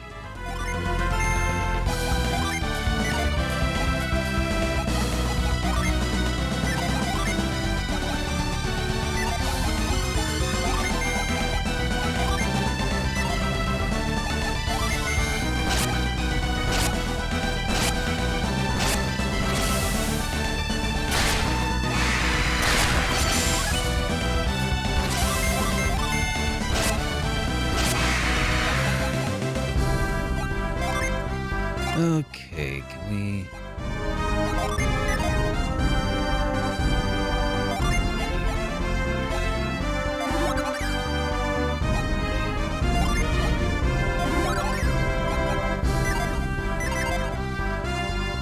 Okay. I'm not sure what else there was to do in that village. I guess I probably should have explored it a little more thoroughly, but I kind of want to run around.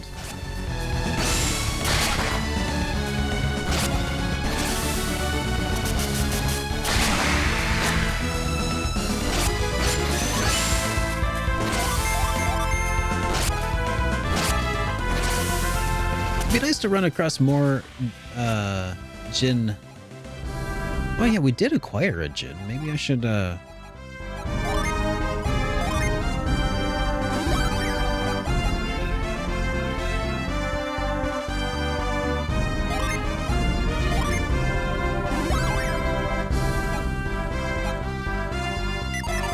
just divvy those back up a little bit.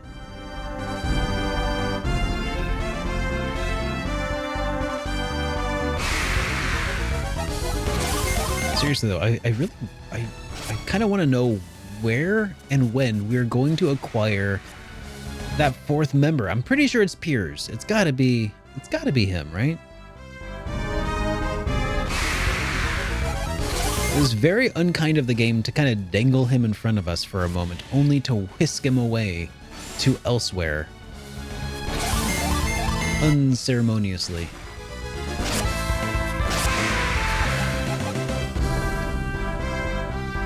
How very rude.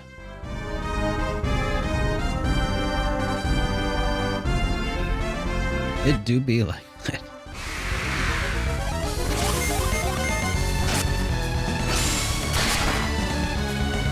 My other thought is that if it isn't Piers, but I'm pretty sure it is, but if it wasn't Piers, is it Alex?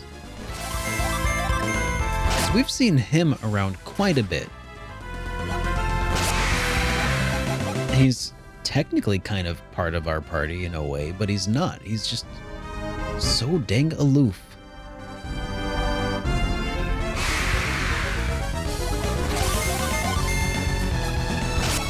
I guess wandering around in the wilderness here isn't probably a terrible choice, because there may be some Jinn hidden out and about.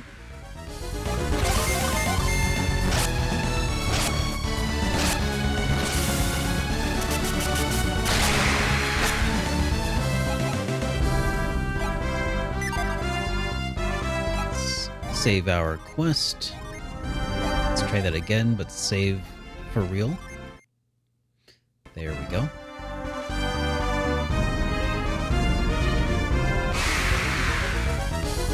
Hey! Free Jinn!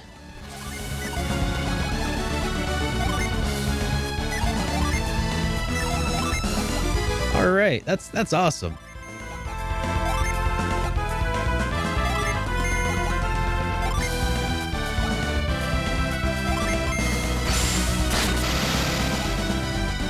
Yeah, he's stunned. Well, I wonder what it's like to be a rainmaker.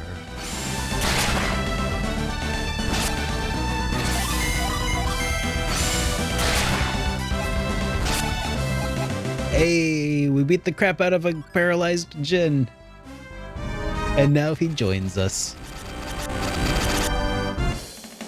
By the way, that's the other Matchbox 20 song that was on the tip of my tongue. I couldn't remember what it was called, and I still don't. I think it was Straight Up. Yeah, Straight Up. Couldn't remember that for a while. I hear Jinn have a really good synergy with Juice. Yeah, Jinn and Juice, sure, but especially with some tonic. Jinn and tonic for sure. You know, I will never turn down free Jinn in the woods. Just got completely caught up on hit point today and have not stopped thinking about Armed Fantasia and Penny Blood. Oh my gosh, I know. It's a lot. It's really exciting stuff, man. I'm really excited for, especially Armed Fantasia. To be totally honest, that one just had a slightly more fleshed out trailer. I know that they're all just trailers, though. It's not really a whole lot of gameplay from either of them, because it can't be yet. Like, it's just it's all just pre-rendered stuff. At this point, it kind of has to be. I get it, but at the moment, though, the new Armed Fantasia, the music especially, it just took me straight back to my first Wild Arms experience.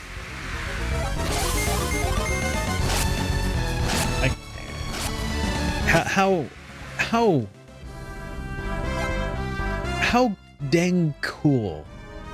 And Penny Blood also. That I'm wildly excited to have a new horror themed RPG to play for like an episode, a Halloween episode of the game collection. I'm running out of horror themed RPGs because there don't seem to be all that too many.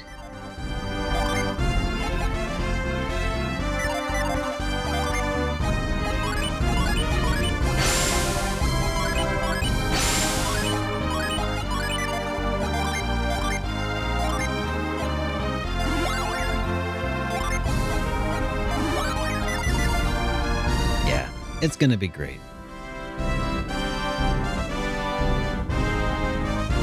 I've not yet played the third Shadow Hearts.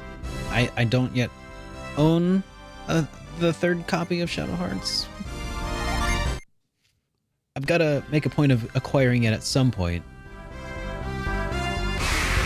Let me double check something here real quick.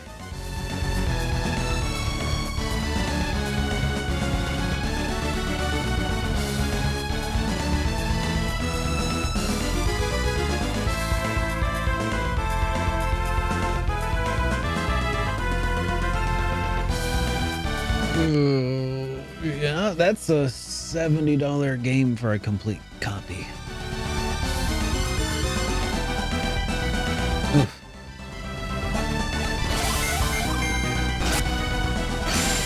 Yeah.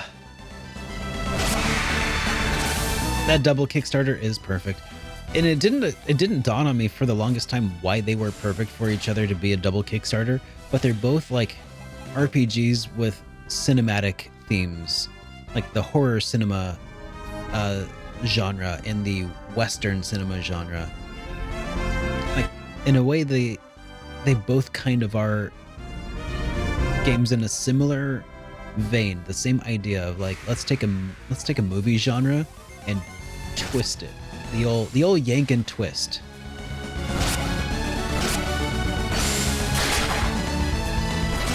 Really smart.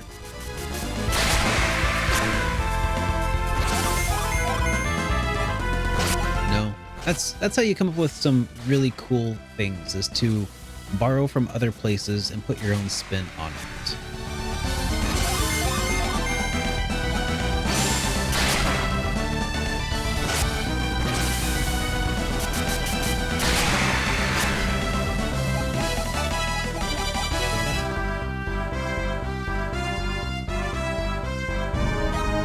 JRPGs are like, I would say they're like books that you can play. Movies tend to leave me like, they can be great, for sure, but movies only have at most 3.5 hours to try to try to build a rapport with a person and to tell an interesting and complex story. It can be done. But the odds are not in the movie's favor.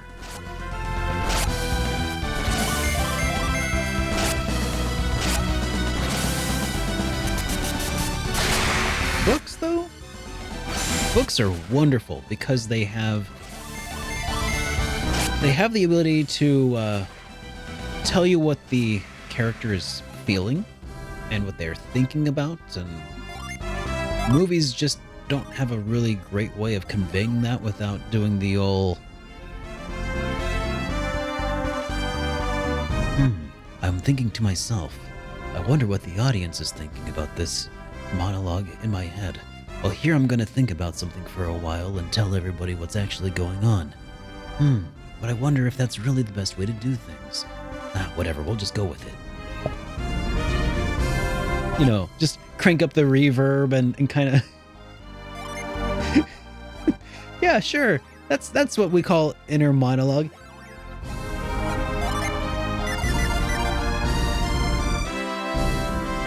I mean, sometimes movies can, through context clues, hint at, inner conflicts and stuff, right? But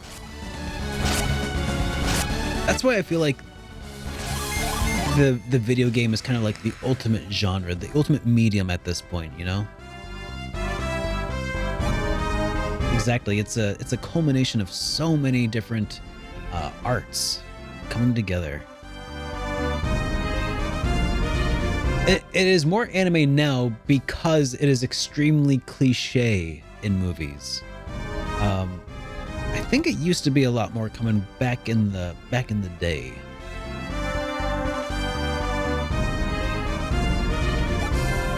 And a lot more maybe soap opera from back in the day as well.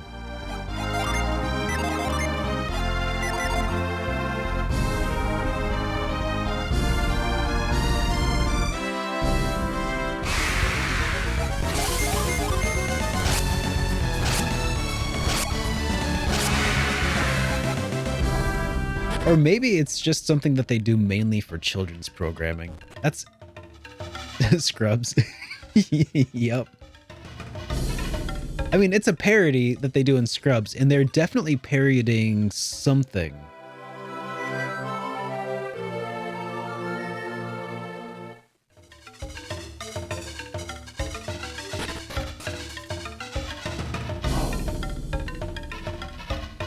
Okay. On the far side of the river lies a huge mountain we call Magma Rock. It is a sacred place that the gods created long ago. On the far side of the river. Can you tell me where you come from? Sure. Angara? That is a land far to the north, is it not? I have heard that when it is hot here, it gets cold in Angara. The world is a strange place. You don't plan on going to Kimbombo, do you, mister? Well, you'll need to find the path through Kimbombo Mountains to get there. The Kimbombo warriors keep a close watch on the pass so they don't let you through. All right. Onward to the Kimbombo Pass. To get to the far side of a river? Okay, sure. Gonna go look for magma rock.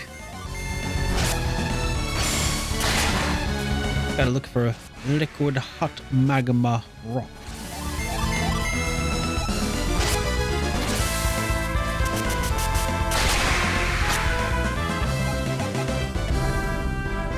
Let's see, what do I need to... I think I need to redistribute my gin. No, it's okay. We've got a lot of gins. Or gin.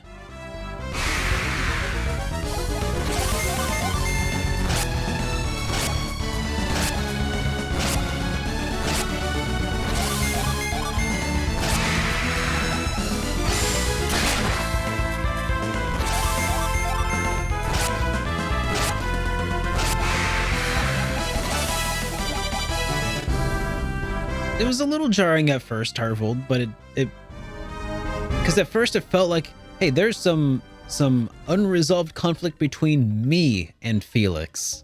Me, the player, and Felix have some beef to sort out, but he can't sort it out because he's silent. Which, you know, that's kind of a thing.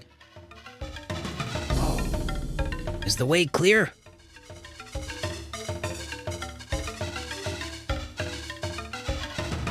This area is clear. The strange one has not been seen. And there? We have not seen the stranger near that... near the village. Do you believe he was truly headed toward Kimbombo? The guards here were only recently knocked unconscious. Correct. We were under orders to maintain a strict watch over the mountain pass. No one must be permitted into Kimbombo until Akafubu has completed his ceremony. Then we had better hurry and find the one who attacked our guards. Hey, I see a water puddle. Keep a good watch. Do not permit anyone to pass. If anyone interrupts Akafubu's ceremony, he will hold you responsible.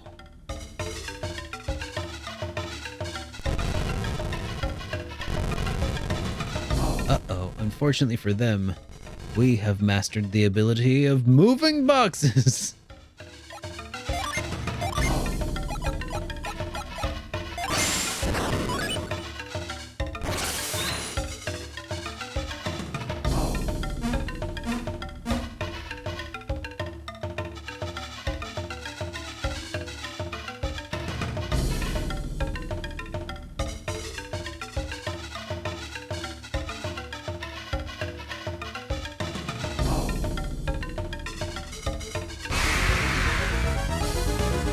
What is this?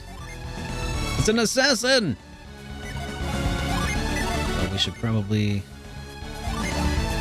heal Sheba a little bit.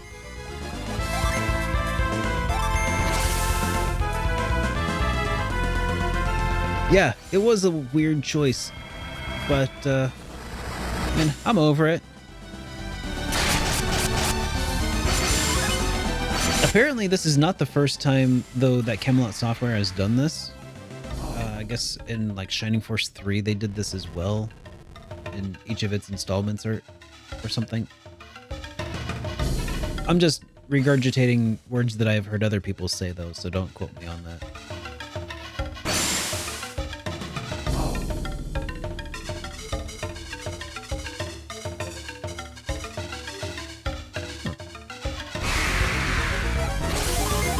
Oh my god, it's another giant gorilla!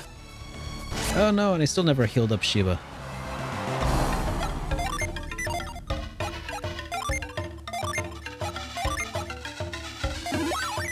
All right, thanks, Genma. I always try to be mindful. It's like I hear words and I sometimes repeat them, but I always try to be mindful of whether or not that is like if I'm a primary source for that or not.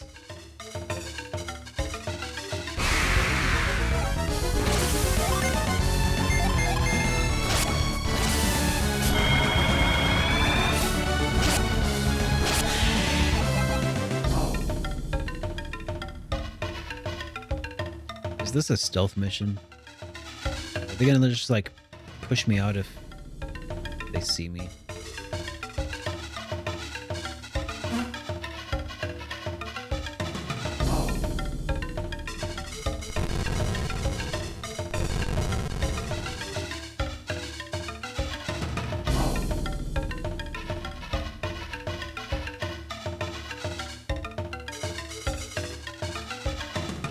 Yeah, not a plug. So instead, I will definitely plug Genma the Samurai. Make sure you check out their Let's Play to, you know, see Shining Force 3. And you can see firsthand the switching of the dynamic. Now that's how you do a shout out. No! Oh shoot.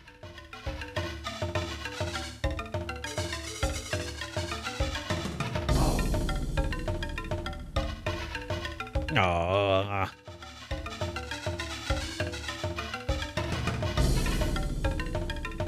Oh man, and they moved the boxes back where they came from. Must be a lot of work for them to reset the entire stage.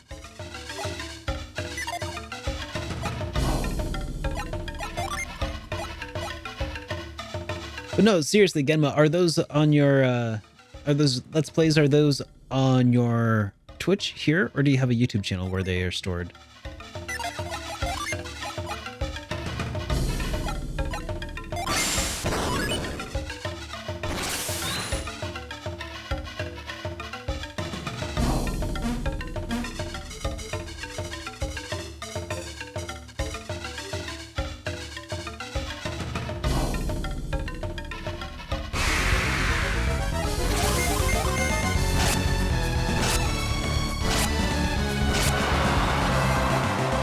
Oh, that sounds like a lot of fun. I'll have to check them out.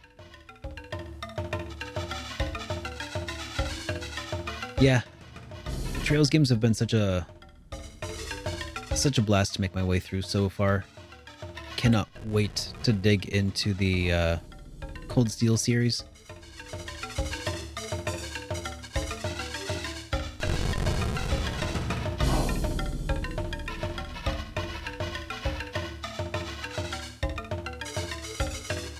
I was initially planning on what? Okay, I guess that's not.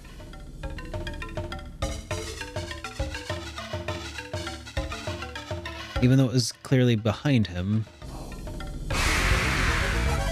Eyes in the back of his head. Oh man, Sky 2 has so many resolutions from Sky 1. It's highly necessary.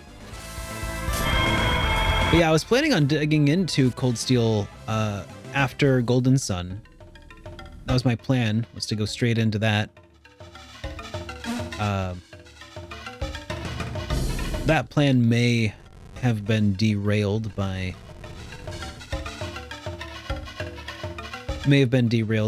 wanting to dig into some Soul Hackers 2 after this, but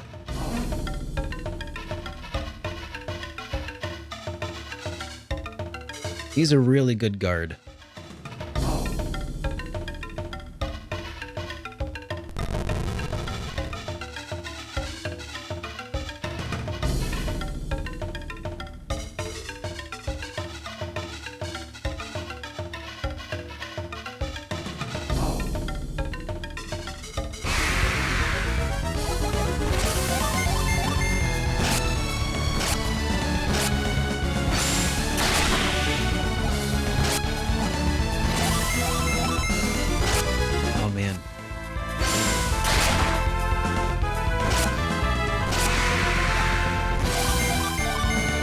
I'm really glad though that I have been tackling them in order of release, and that I got a chance to play Zero and Azure already. Some really solid games there. Oh geez, that's right. You can't revive people yet.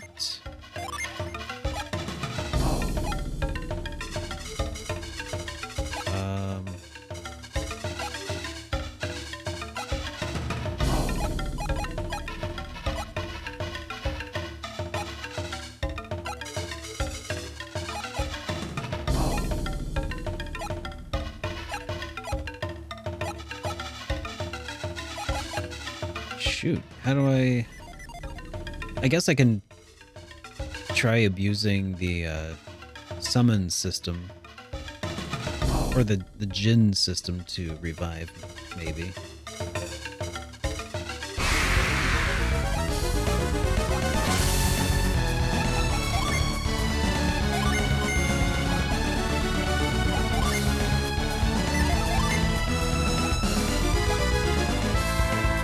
Oh wait, Jenna has that one.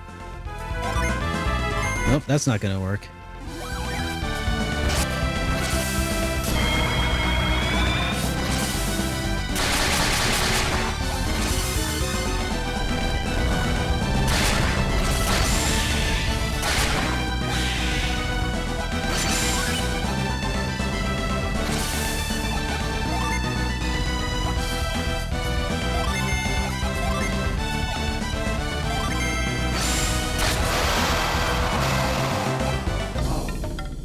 Well, Jenna's just gonna have to stay down for the count, I think.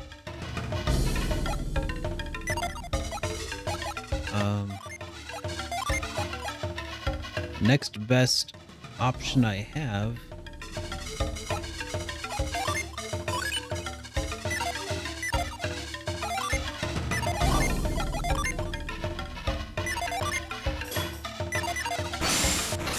casting a void and just not dealing with my problems for now.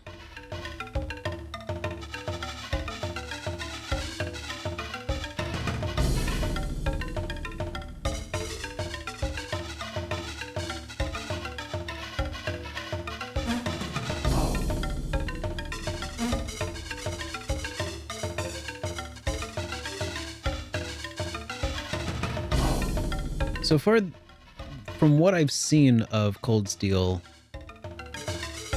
the only thing that I can immediately see that I would probably not care for as much with the Cold Steel games is certain proportionality. There's a very specific aesthetic that they are going for with some of the characters.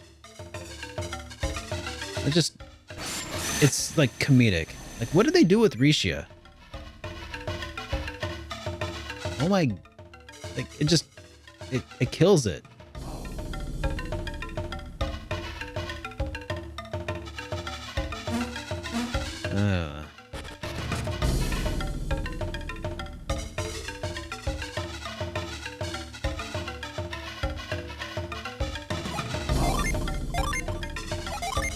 But maybe that helps explain some of the increased success of the game over the years. Who knows?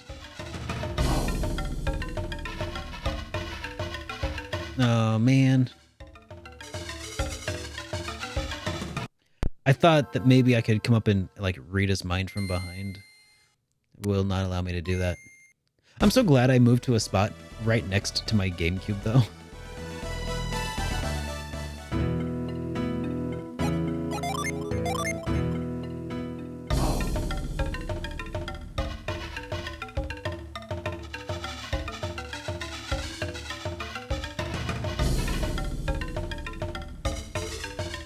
Yeah, there's certainly that.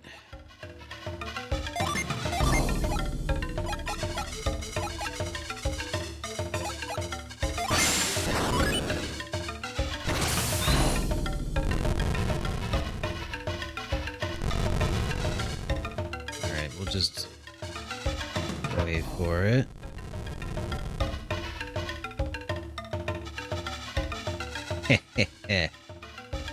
Oh wait, is that actually what I was supposed to do?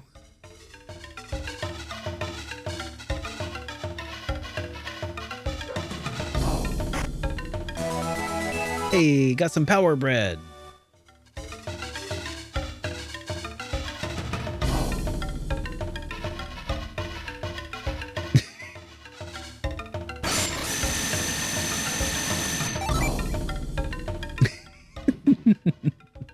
I love that that worked.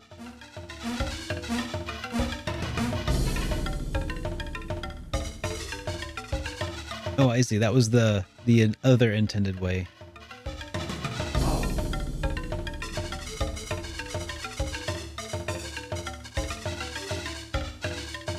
Oh, shoot.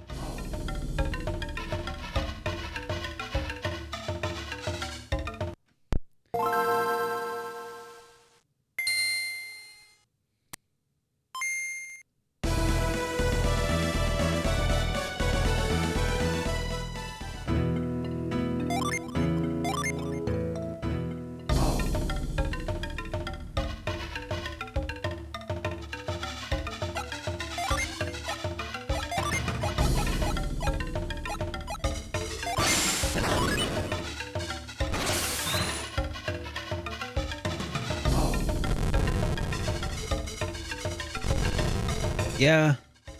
I mean, to be fair, like Genma said here,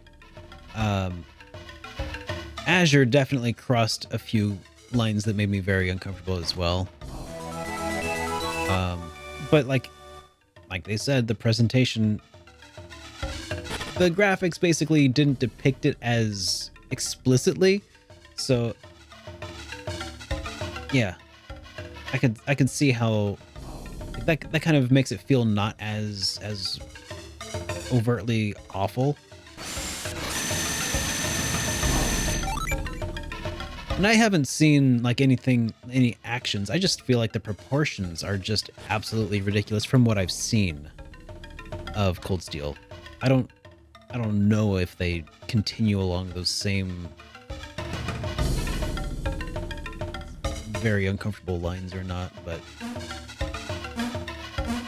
I really hope not.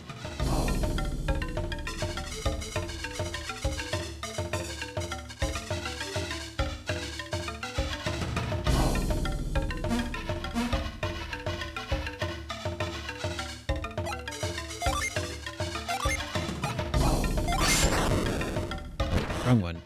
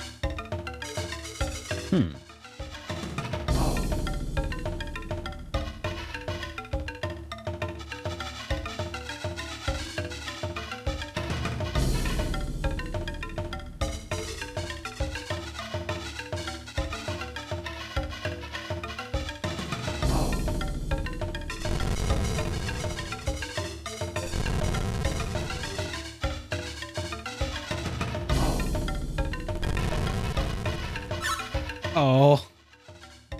Whoops. I timed that poorly. I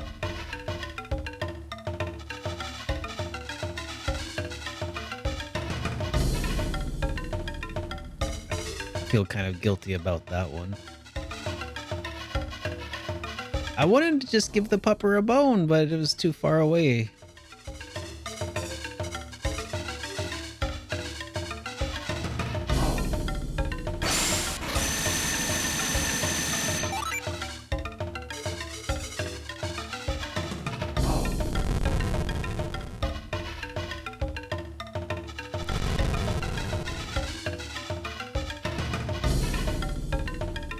Ugh.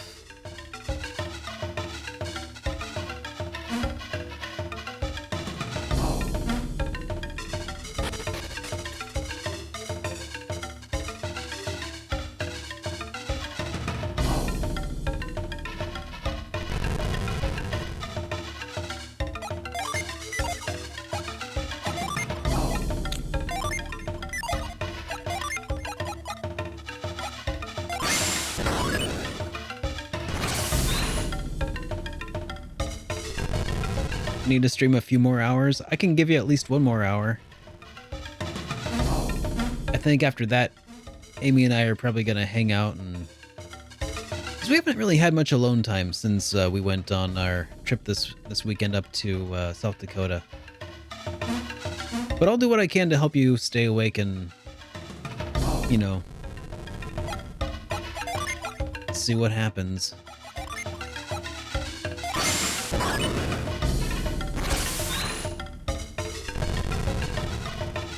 Okay. There we go.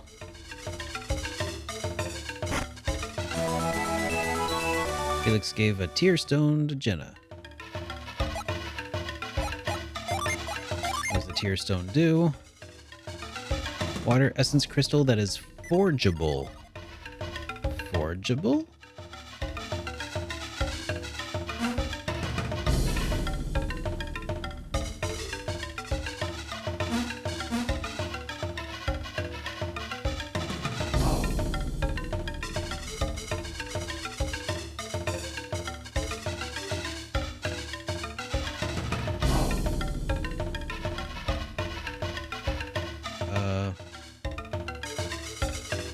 Okay, let's go back to a healer. So we can actually have Jenna alive.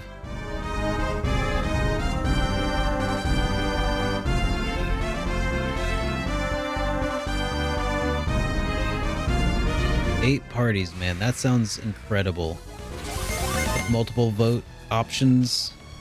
You don't just have to vote just for one. That sounds really nice.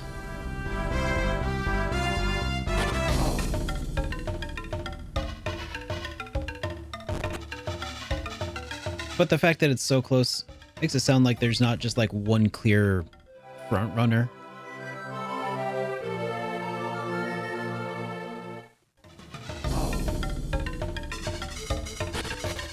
I don't know. It'd be nice to have charismatic leaders once in a while. Kinda.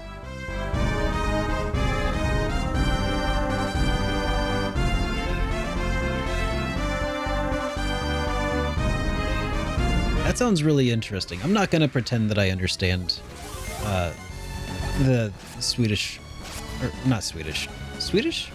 Yeah, Swedish politics. I was going to say Swiss, but I was like, no, that's Switzerland. Swedish politics. I imagine they're a fair bit different than they are here.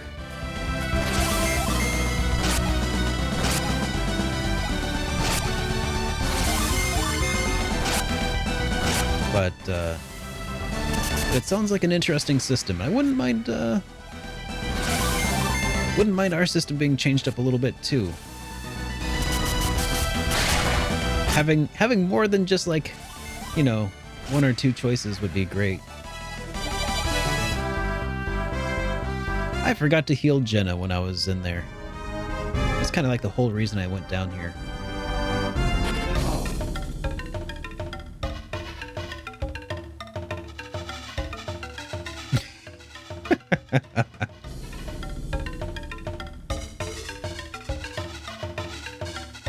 Well, they do make some compelling arguments.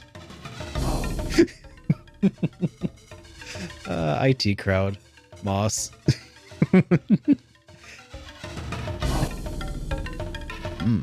You were downed in battle and need reviving, do you?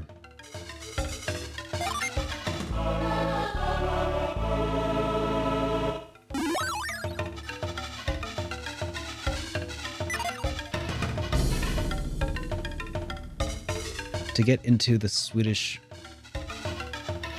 Riksdag.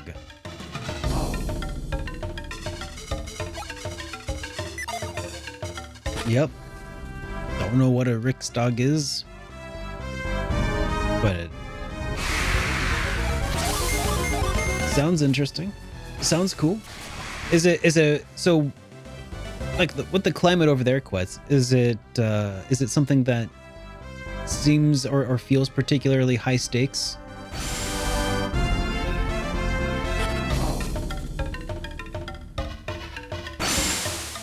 Okay, like a parliament. Thank you. I assumed, but I didn't want to make that assumption without, you know.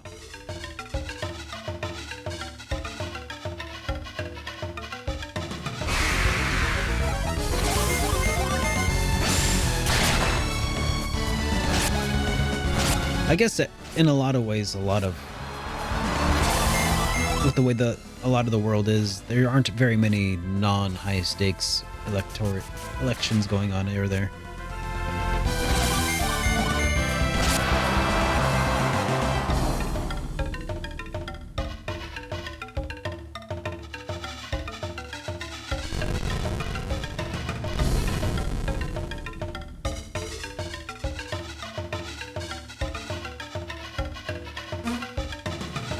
Yeah, that's a good point.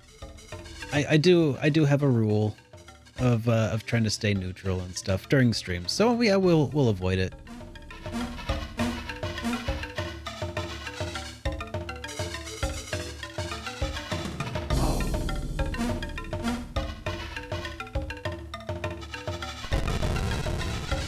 All right, let's see. We need to lock the puppy into the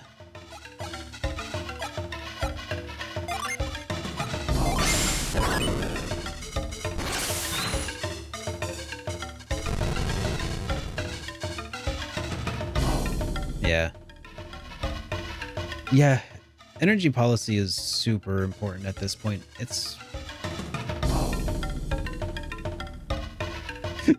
all right, let's see. Can we get the puppy in there? Lock the puppy in. Yeah, we got him.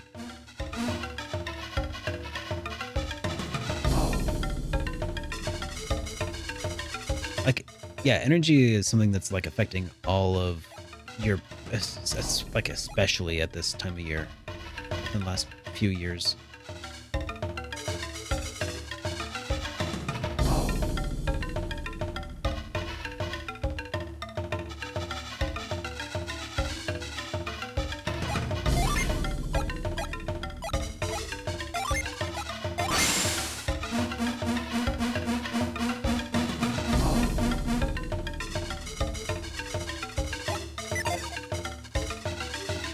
Yep.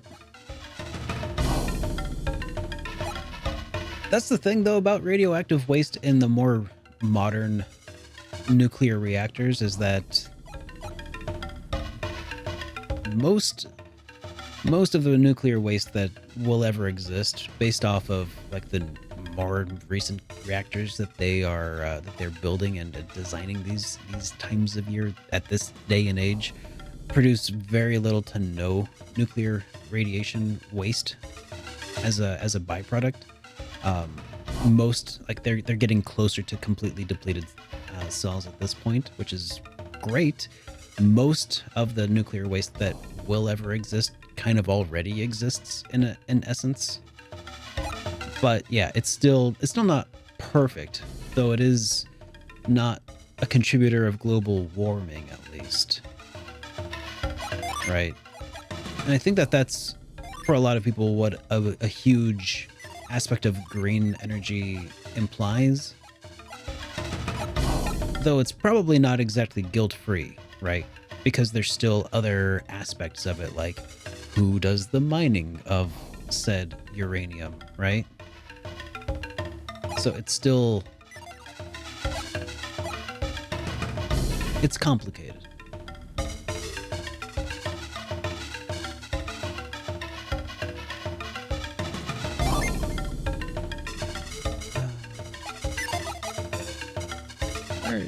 Oh yeah, I have to unequip that item again so I can use Whirlwind once again.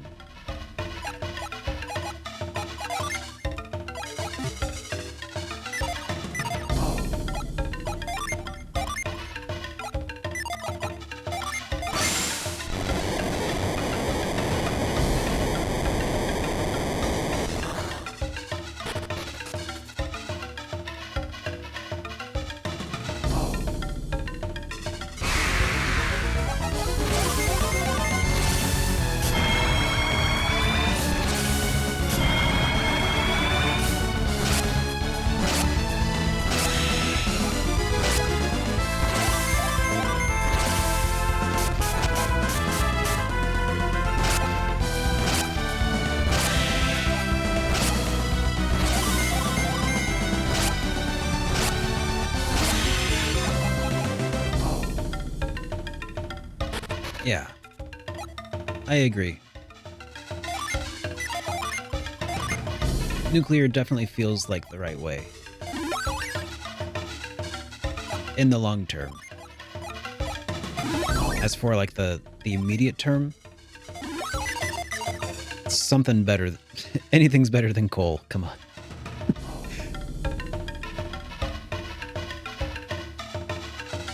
Yeah.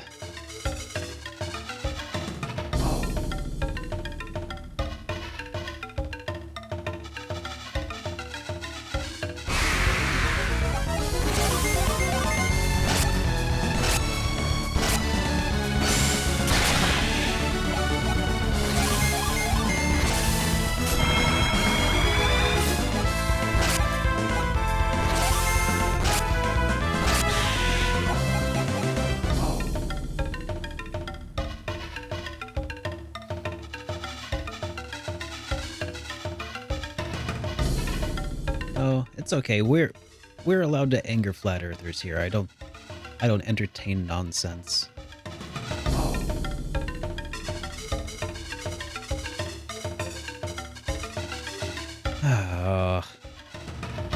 I think I can take a hard stance on that one and feel pretty confident.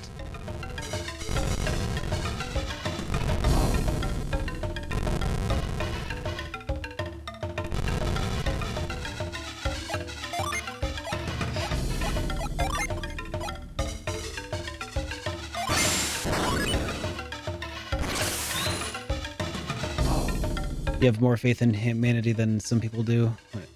Yeah. I get what you're saying there for sure.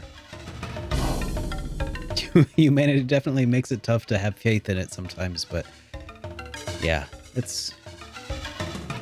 is a thing that needs restored once in a while, is that belief that we can overcome adversity and actually do some pretty impressive things from time to time.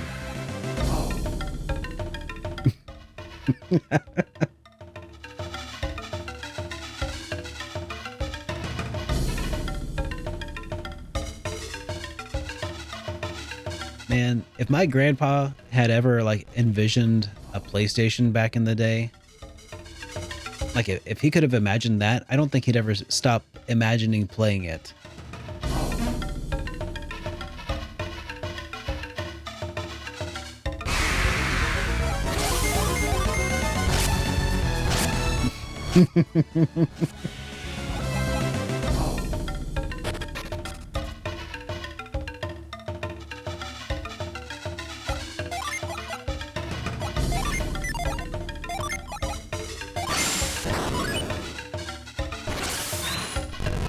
Oh, sheesh. Come on. Come on, me. Just move it. There you go. And drop. Sweet. Man, stealth missions are the worst.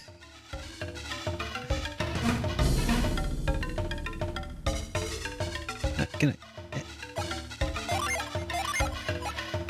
Alright, move... There we go. I moved it the wrong way.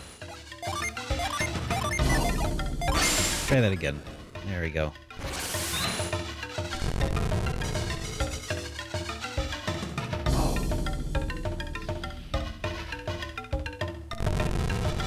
Trap the pup.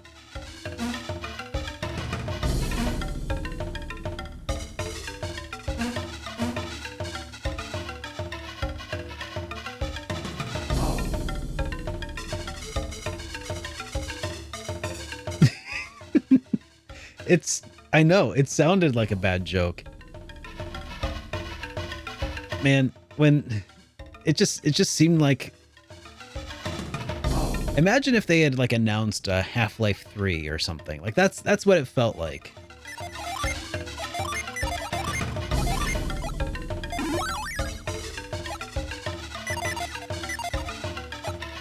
It had the same feel as like when Duke Nukem Forever was announced. And we're like, oh my god, Duke Nukem Forever is still alive and it's actually gonna come out. Just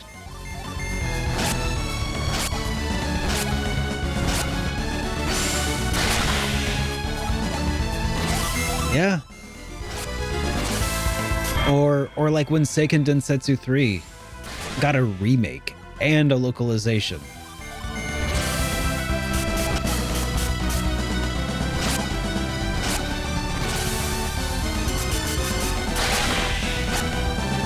These crazy long shots have come to pass.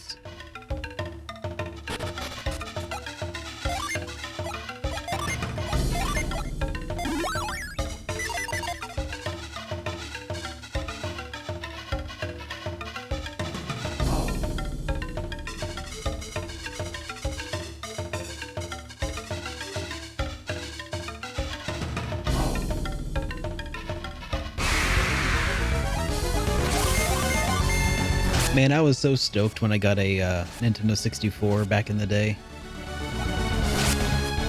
I think the very first game that I ever bought on launch was Ocarina of Time. Oh, Golden Sun. They're talking about Golden Sun 4. Because there's Golden Sun 1 and 2 on GBA, Golden Sun 3 was DS. So if they had announced a fourth Golden Sun, that would be incredible. In the same vein as all of these other long shot games that eventually came out. Ah, no worries.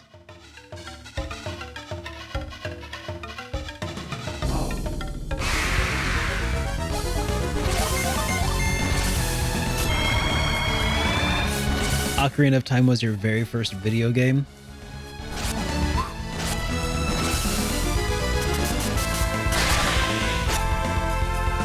Yeah. I mean, my very first video game, I think, was probably Super Mario Bros. At least that was the very first one that I ever owned.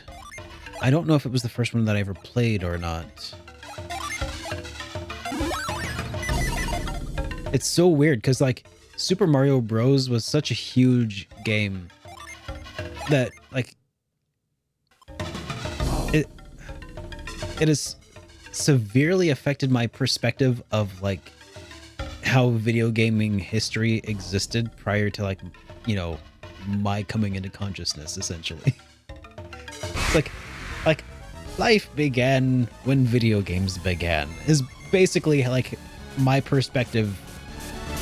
It's my lived experience. Like, oh yeah, in the beginning, sure, there was the Atari 2600 and stuff. Yeah, that was like the primordial goop. But then Nintendo made a console, and then video games became real life.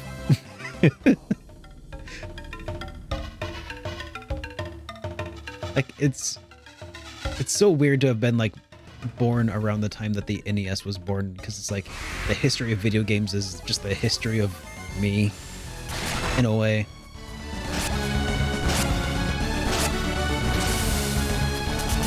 Some serious brainwashing. I know.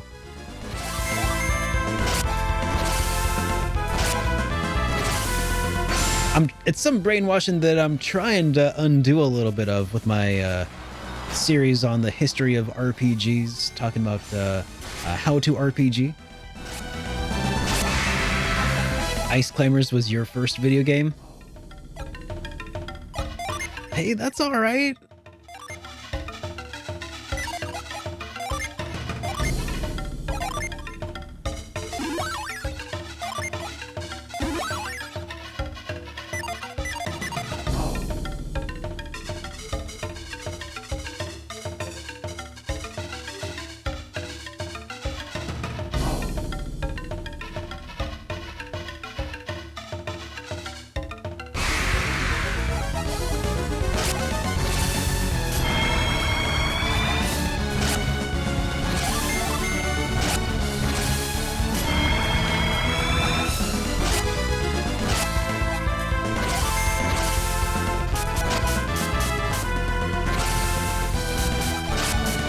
Wow, these guys are gonna kill me.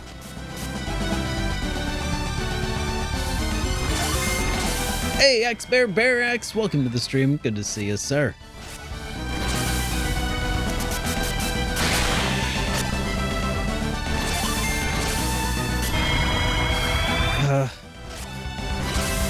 Yeah, I'm just gonna I'm just gonna reset here because holy cow. They just ruined my entire run there. And like one of my characters is already down. I don't have a revive ability. This is just rough. Okay. So I think we're not too far back from where we were prior.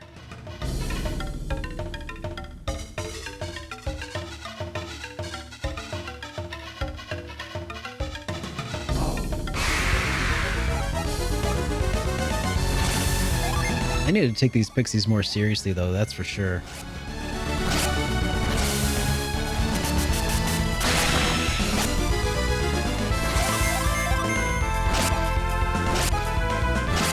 Oh, dude.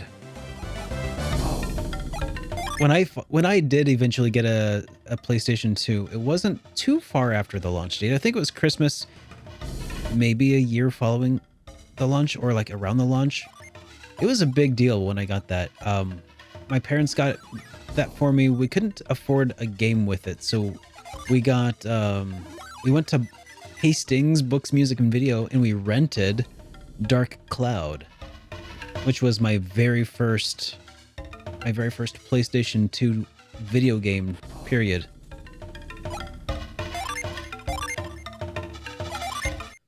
And I didn't like it. Because I wanted something closer to Ocarina of Time.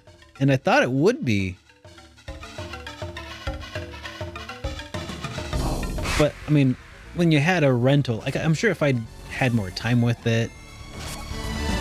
But this was right after the launch of the PS2, and, like, rentals were, like, for a couple of days. And I'm like, oh, yeah, this is my weekend game. It was like, and the combat wasn't quite right. It was a little stiff. And it was just like, yeah. I mean, hey, when you compare any game to Ocarina of Time, you're going to have a bad time.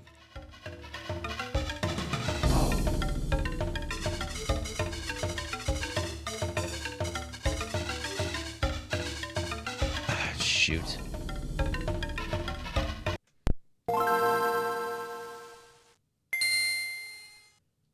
I know. Same here, Axebear.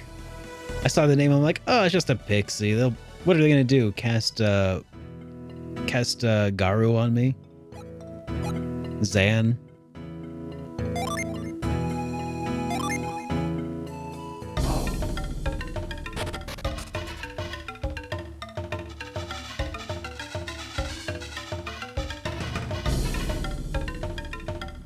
Okay, there's gotta be...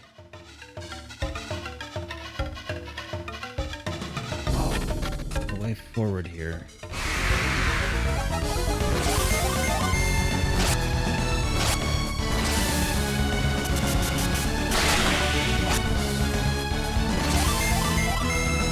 Oh man, I remember playing Hexen on my Nintendo 64, and that thing freaked me the heck out. That game, playing Hexen, it made it feel like my room was haunted. I was so scared.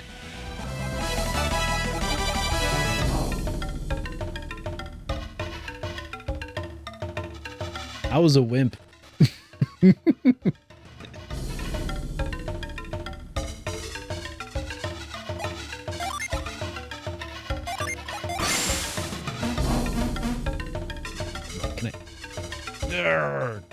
Come on, how do I get past the dog?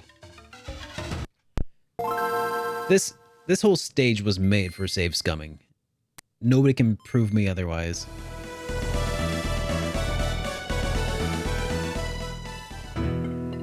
It's like Fantasy Doom, exactly.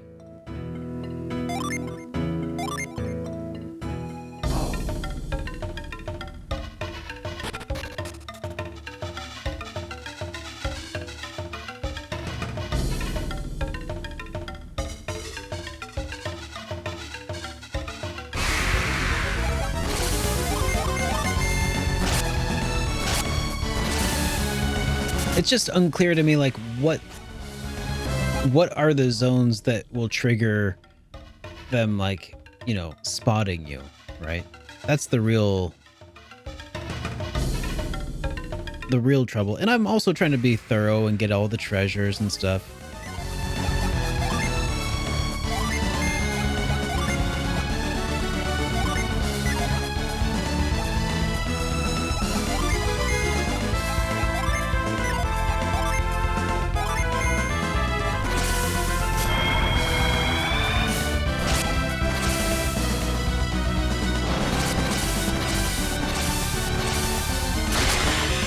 Oh, they won't be here? Oh, I just assumed that this area was kind of like, oh, what was that called? That part of Ocarina of Time with all the...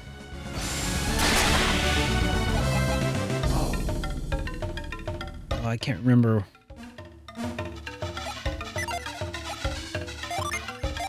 in the desert. God, what were they called? Gerudo? The Gerudo women?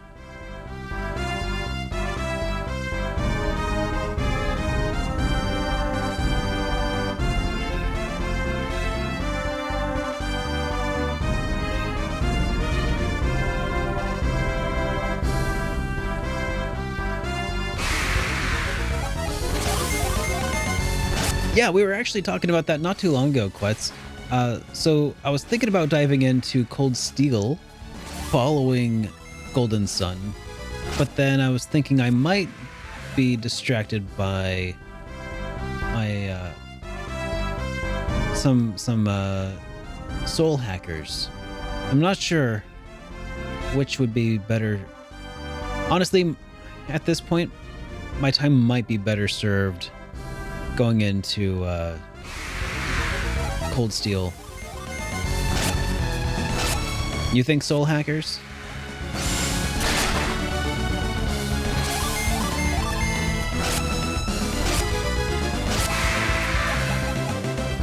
So anyways, I wanted to make sure I gave, if I was going to go into soul hackers.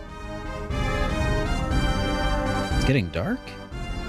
Anyways, if I was going to go into soul hackers, I wanted to give people time to play ahead. So that's why I went into Golden Sun first.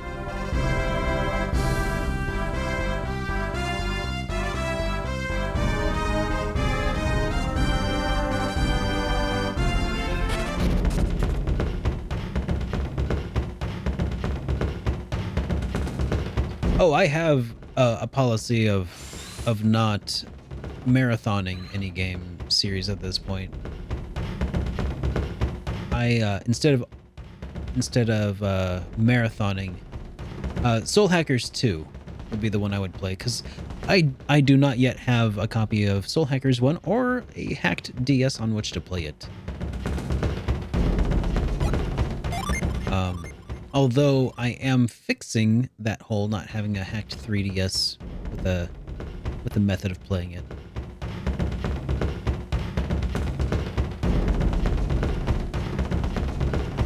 If the great Gabomba's mouth does not open, Akafuku must not yet be a true witch doctor.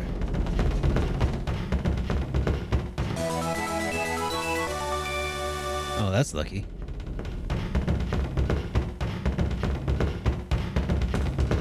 Akafubu's ceremony is set to begin soon. I wonder if he'll succeed this time.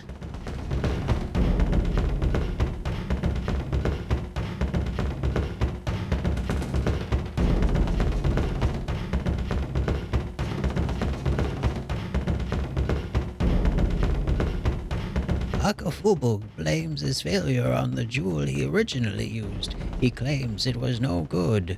That's why it led a team of soldiers to find a new one.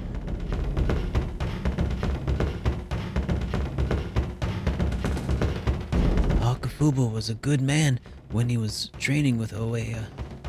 After Oeya died, Akafubu was simply no longer the same. Interesting. Yeah, so I'm not marathoning Cold Steel, but I will probably alternate my way through the series, like I did with the other Trails titles. Yeah, Kingdom Hearts is the game series that broke me, and it forced my hand in implementing that policy. Actually, I'm afraid of what Akafubu will do if he fails to the ceremony a second time. Akafubu is attempting the ceremony again tonight. Oeya performed the same ceremony with no problems. What's holding Akafubu back? I hope Great Gabomba is satisfied by Akafubu's jewel and opens his mouth this time. Is making the jewel float with the power of his mind all there is to it? I would have thought a ceremony like this would have required a little more effort. If the Great Gabomba likes the jewel, his mouth will open and his tongue will stick out. It sounds weird, but it's a sign that the Gabomba accepts the offering. Hey, no pushing! You're not getting any closer with all these people back here. During the last ceremony, Akafubu made the jewel float in the air, but the mouth of Great Gabomba did not open. Akafubu has tried this before, but he has always failed. Tonight is different, though. With this new gem, he may succeed.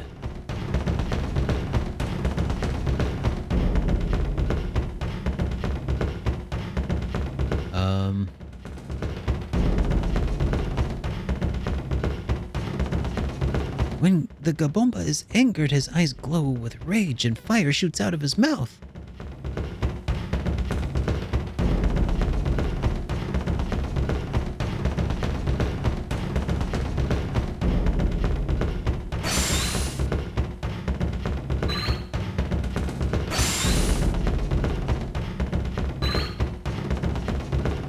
Huh. Oh.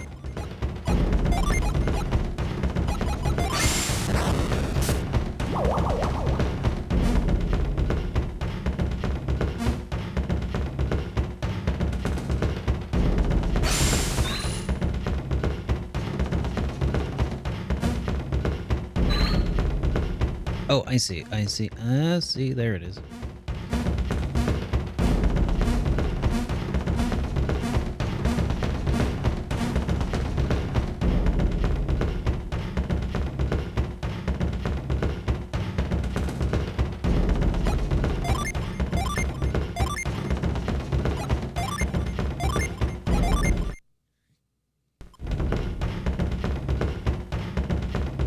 Oh my. I've heard of ceremonies like these. Foreign deities are so very frightening. Welcome, weary wanderers. What aid do you seek?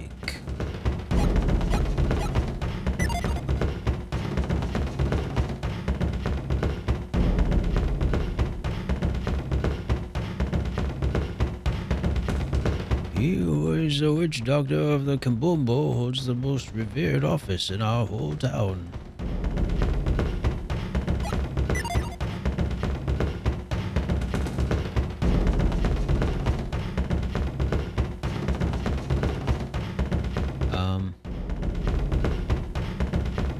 I was expecting this would allow me to maybe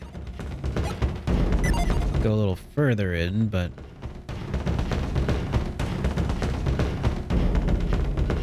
I suppose not.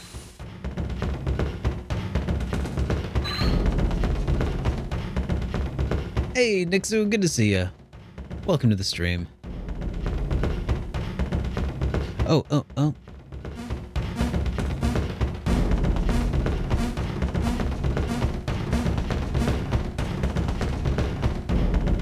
And looks like now I definitely need to have... Oh. I was gonna say, it looks like I need to have an icy boy here, but I guess I don't. At last, the sacred night has come.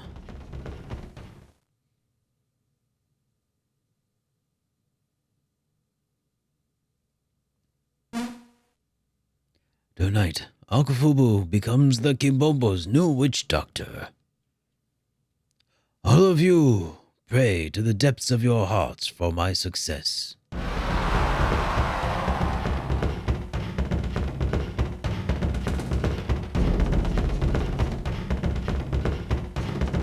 looks like the initiation ceremony is beginning. I'm not sure what will happen, but we'd better hurry, Felix.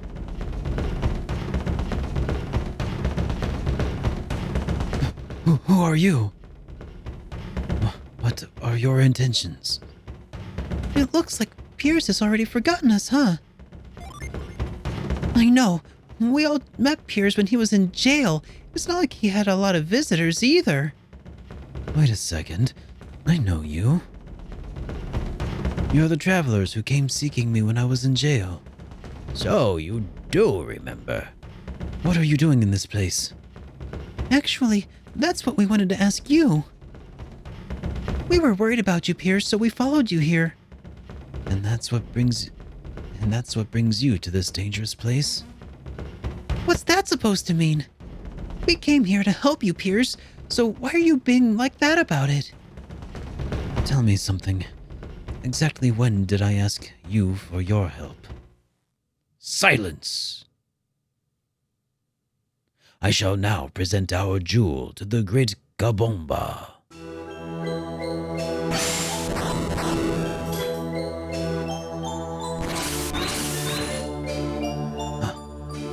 Oh, great Gabomba, please accept this, our humble gift.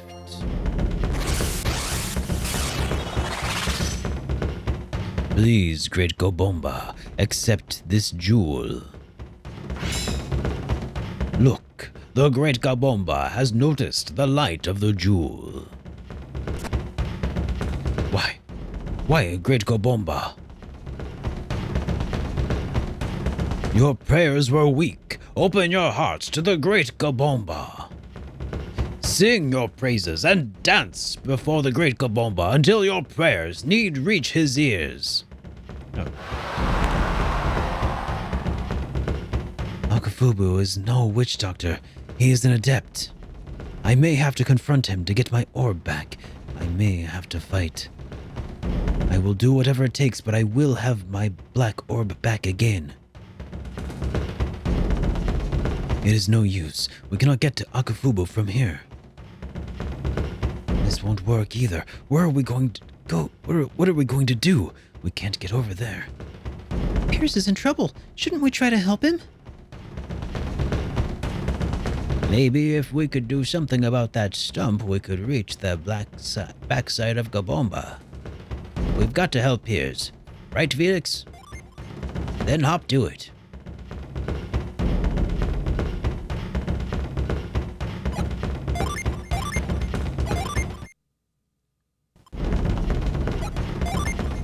Alright. Huh? That power! Was that synergy? I knew it. I should have spotted it at once. You're adepts. Wait, does that mean you're... Yes, my name is Piers, and I too am an adept. To be honest, everyone in Lemuria is an adept, and not just me. What's Lemuria? Lemuria is an island that lies in the center of the Eastern Sea. Wait a second, you said Lemuria. I've heard that name before. Of course, it was Lord Bobby. He often spoke to me of Lemuria. He said it was so advanced that we could scarcely begin to imagine what it must have been like. You are correct. My home was and is all that you say. Whoever told you this knows much of Lemuria. But wait, if that's so far away in the middle of the ocean, how come everyone knows so much about it? It's not easily reached, and we Lemurians seldom leave. I cannot imagine how anyone could have learned anything at all about us. Except, hold on a moment, Bobby. I've heard that name somewhere before. Well, yeah. Everyone knows about Lord Bobby. He's the ruler of Tolby. I've never heard of Tolby. Until recently, I've never left my home of Lemuria. Piers, are you just playing games with us? Don't be foolish. What would I gain from lying to you? I'm being quite serious. Piers is not playing games, Jenna. You can trust him. Thank you for believing in me, Master Sage. Please, call me Kraden, Piers of Lemuria. And I am the one who should be thanking you. You look puzzled, Felix. Are you probably wondering what I'm talking about? I thought as much.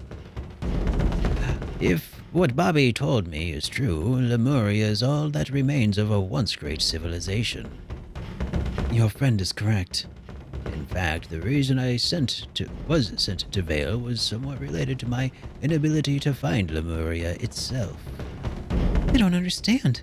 What was in Vale that had anything to do with Lemuria?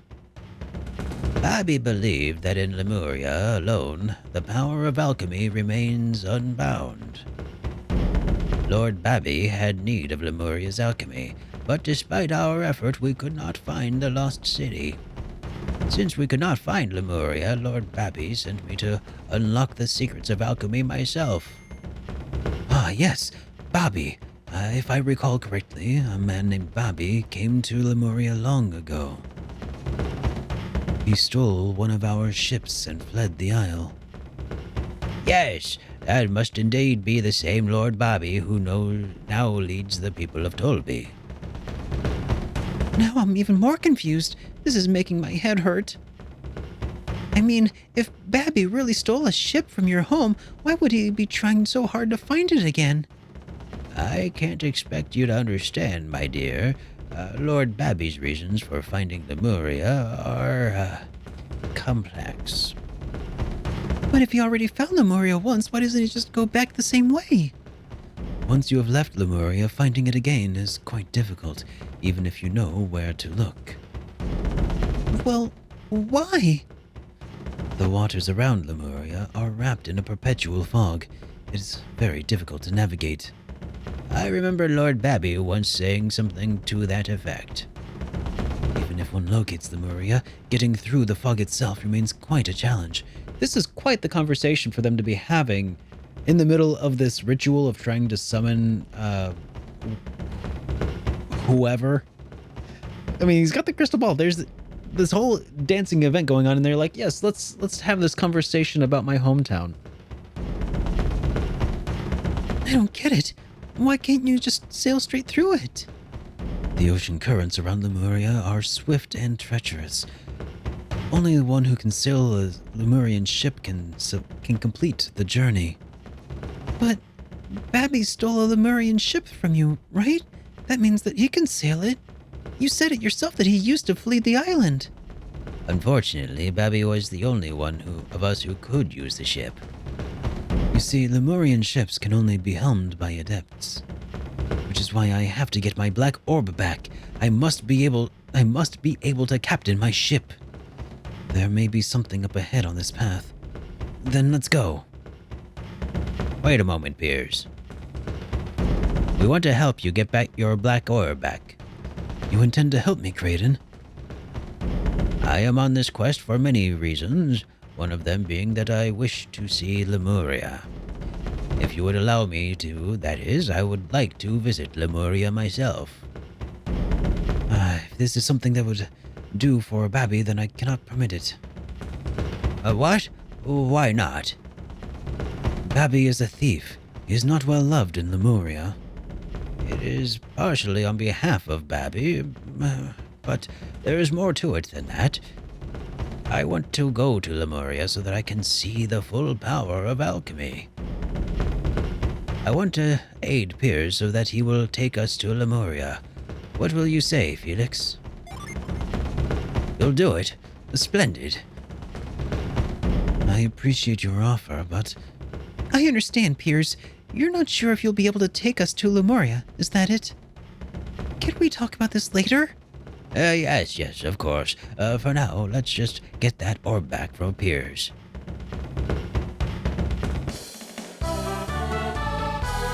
Alright, Piers has joined the party. And a party it now is. Let's save. Alright. Just do a little bit of healing up a little bit. Oh, and we learned revive. Sweet revive. Oh, so we have revive because of that.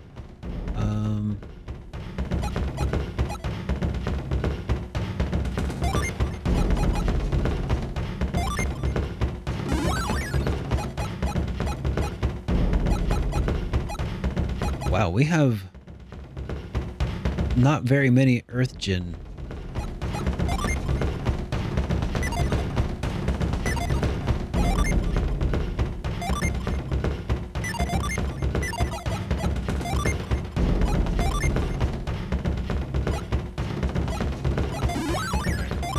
Just heal everybody up to max.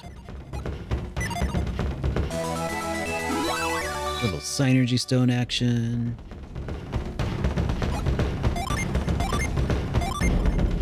Let's try saving again because I hit the wrong button.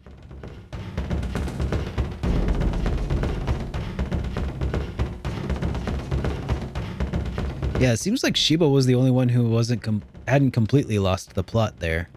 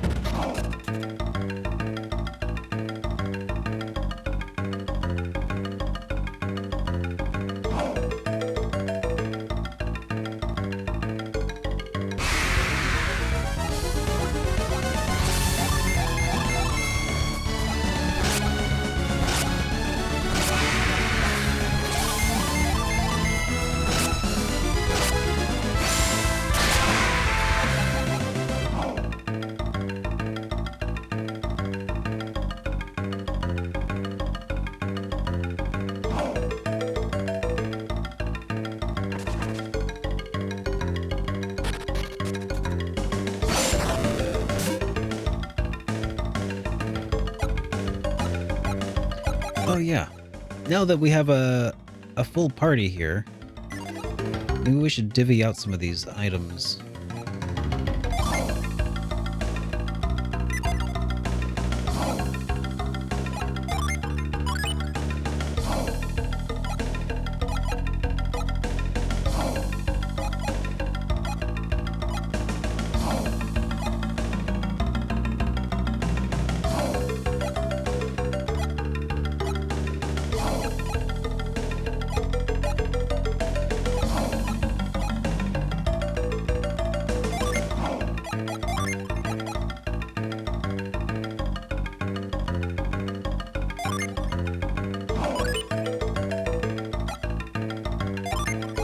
I wonder if I have any extra stuff still in my inventory that would be useful for Piers. No, probably not. Looks like Piers has a full inventory already.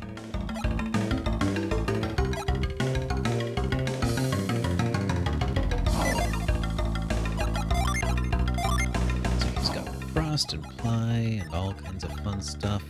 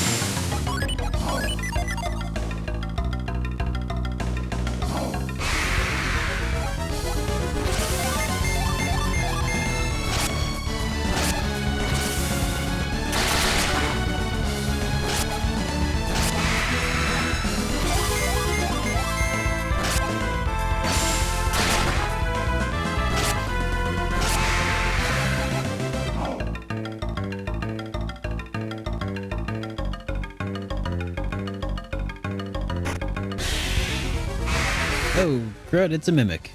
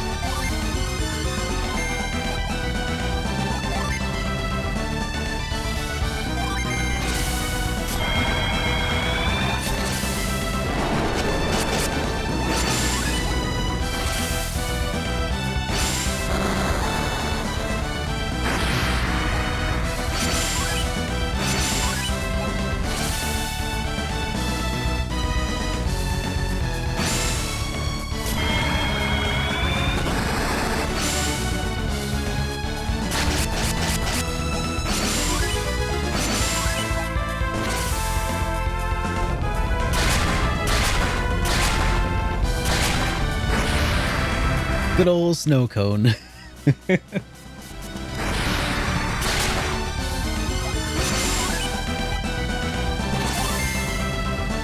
Oh shoot. We need to do some healing.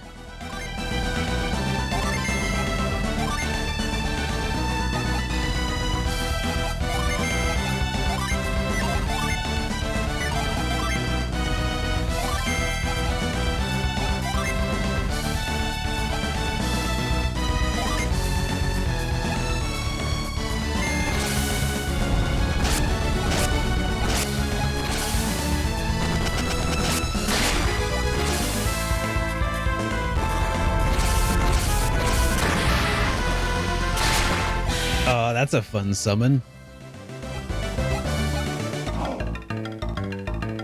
All right.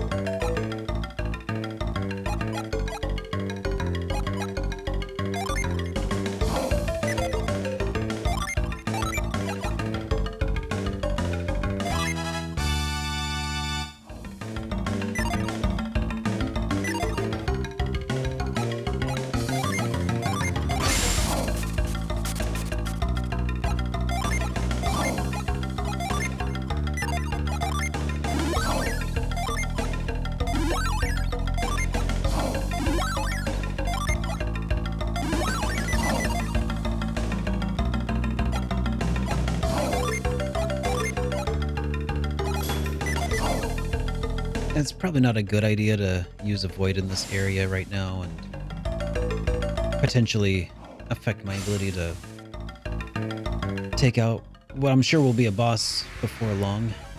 So let's just keep it handy, but not too handy.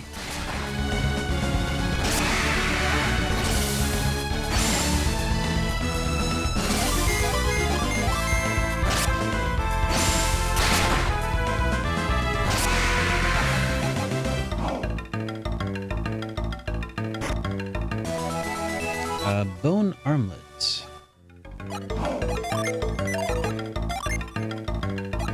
Sheba has that, so use to haunt a foe.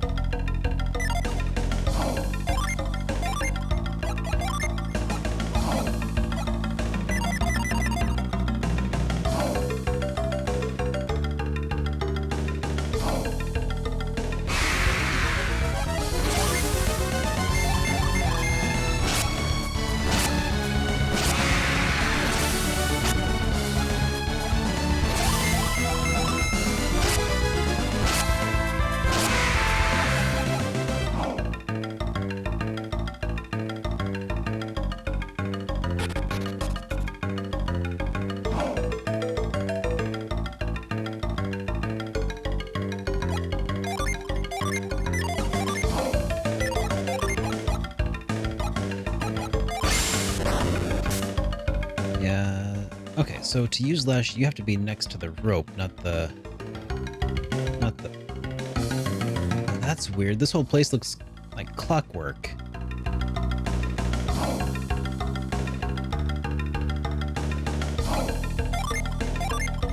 That's a unique take on...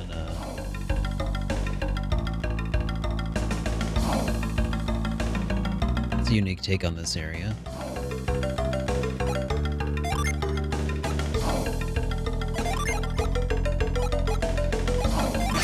So is this going to...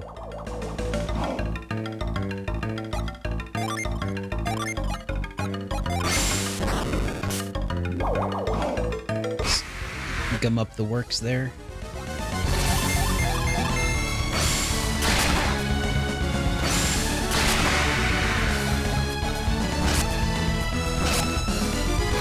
Kind of reminds me of the Clockwork Knight. Wasn't that the name of a Sega Saturn game? like a side-scrolling action platformer or something.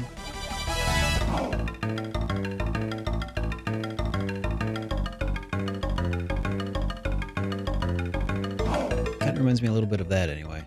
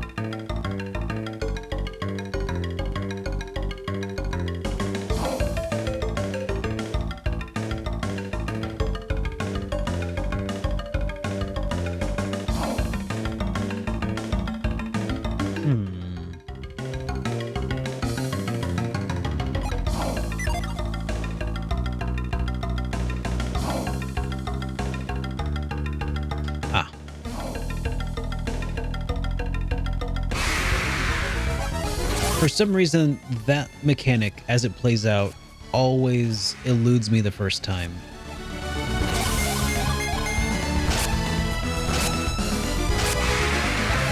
Like, I keep forgetting that you can hop small boundaries.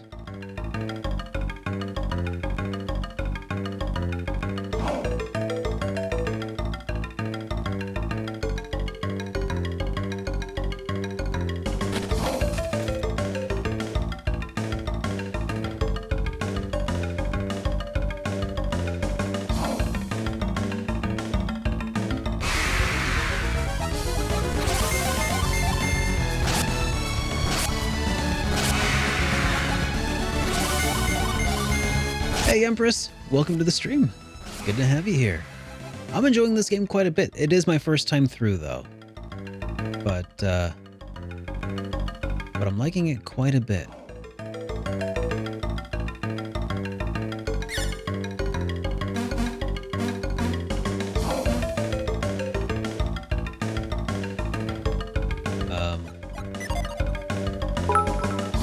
Oh!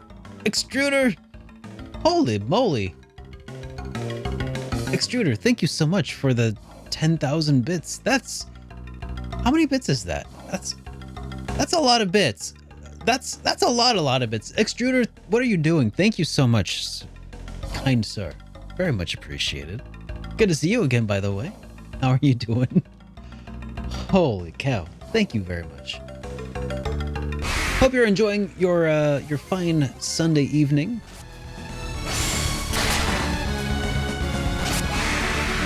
Sheesh, I know. Threw me off. You had chicken? Hey, that's not too bad. Unless the chicken was bad. I had a pretty crazy weekend, personally speaking. Verified Sonic is a new power emote.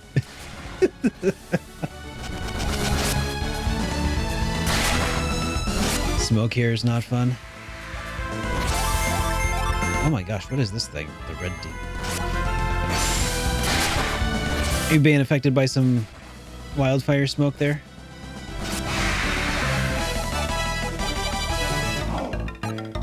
Yeah.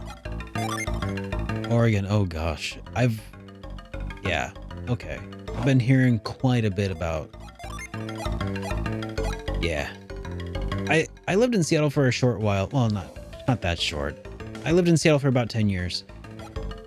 Felt like a short while. And it was definitely noticeable when there were wildfires in the area. It's just, yeah. It's just an ever-present, lingering kind of haze that just, sucks. Oh, is that what the mouse was showing me? Is you can hop on the sprockets that way, huh?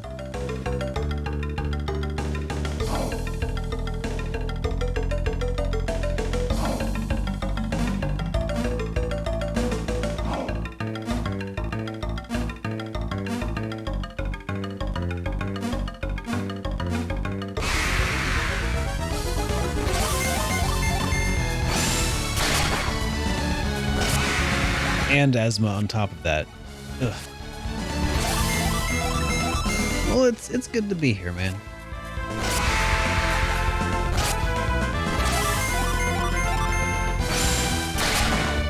My weekend wasn't too bad. It was pretty draining, but it was good. We got to go down to or up to South Dakota. Saw a car show. It was quite the drive, but it was a fun event. Spent a lot of time outside, more time than this pale, pasty kid that you see in front of you is accustomed to.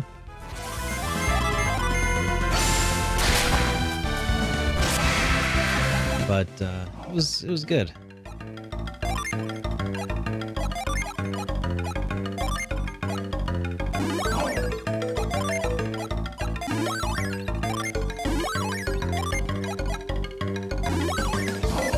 Oh yeah? Where about? Our show, the car show that we went to was in Vermilion.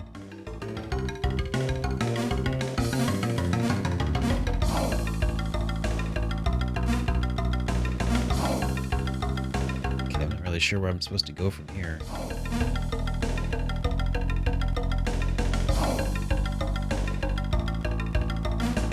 Oh, you know, I think part of this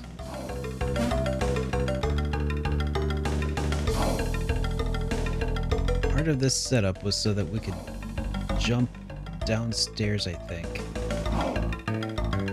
Yeah, so this will dump us off down a pit, I think. Oh, no worries.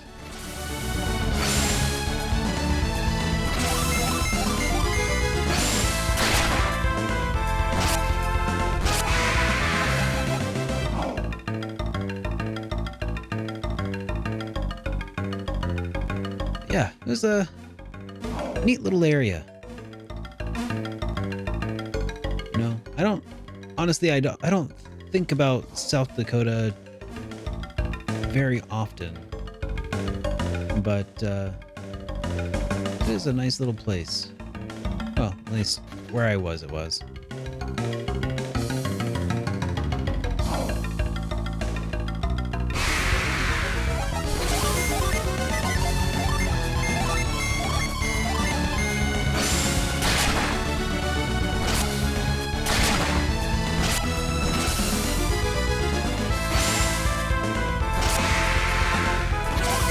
I don't like the look of that attack.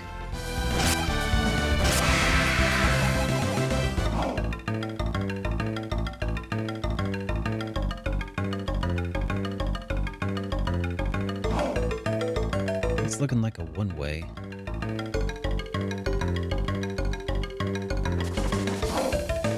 Yep, because it's a one-way.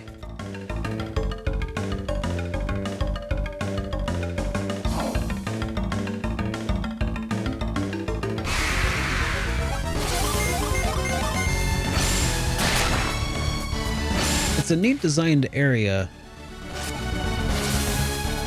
conceptually. I'm a little annoyed with the at the moment though.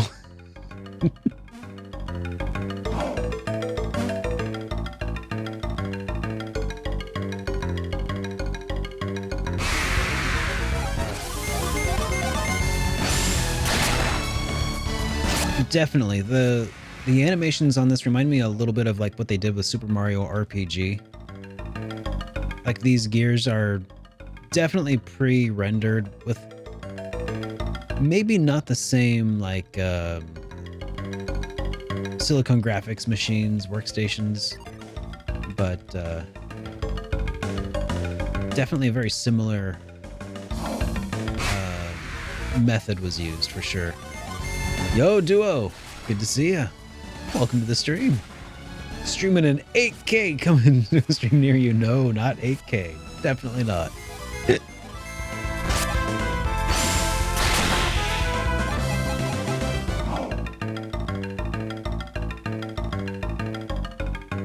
Yeah. Let's go ahead and apply a band-aid to that issue.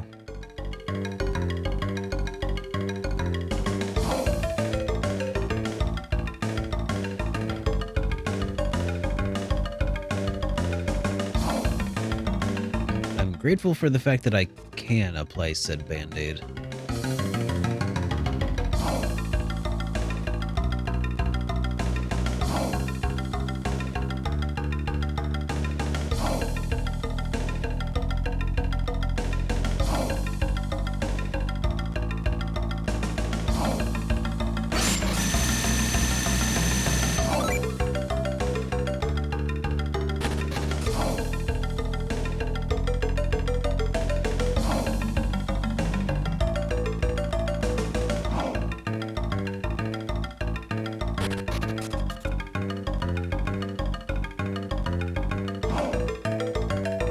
Okay, the one thing that I don't really care so much for with the execution of the design of this place is the extremely garish colors of all of the gears.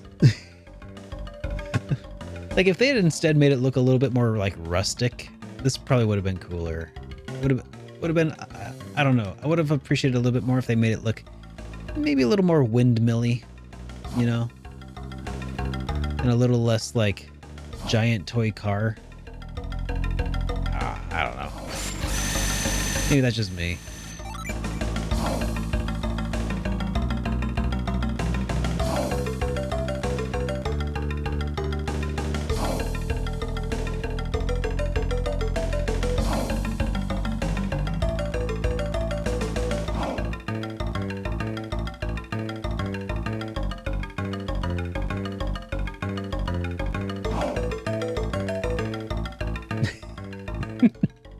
Well, I hope that wasn't the case, Duo.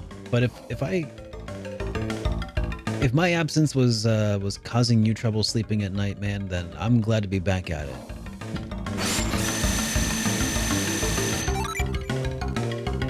Yeah, there was definitely a lot of games that had those weird palettes as a result of trying to compensate for like the non-backlit screen. Later Game Boy Advance games didn't feature that issue because they designed for the SP instead.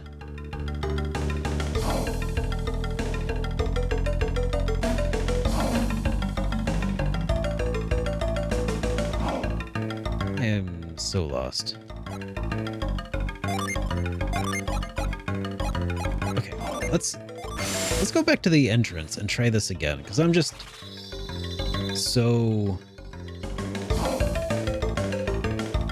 turned around.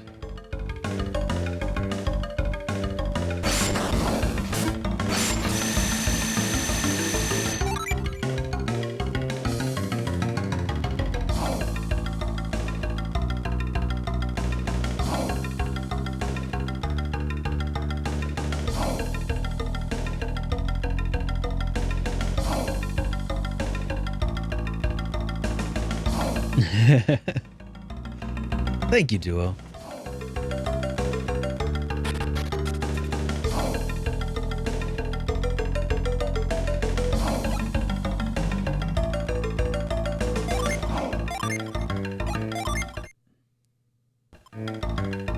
I mean, and if it was still in development before the SP came out, that would also just make sense, right?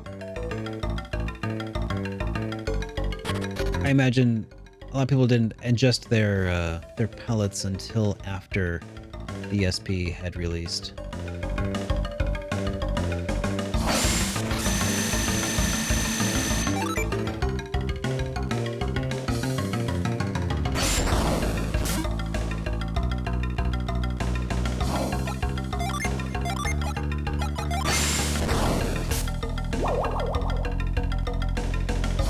There. Put the hold on that. Moving on up this way.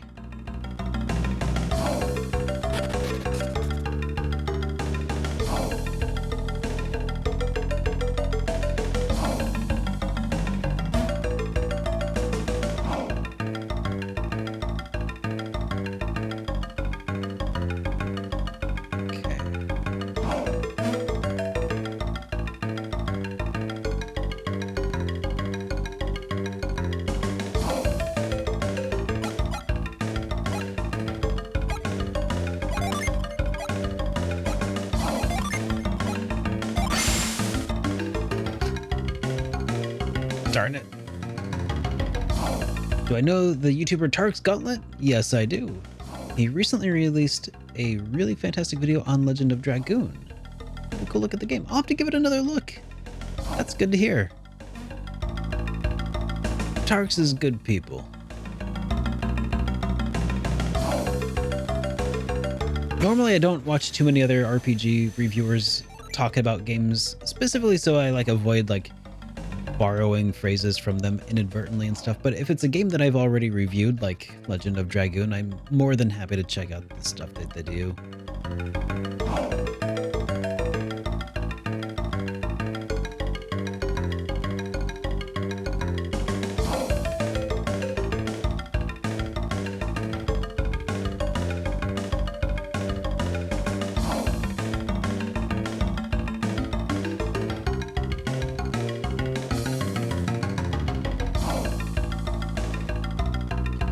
So it was about here when the rat showed up and started jumping around on top of these sprockets to kind of show you that they were jumpable, I think.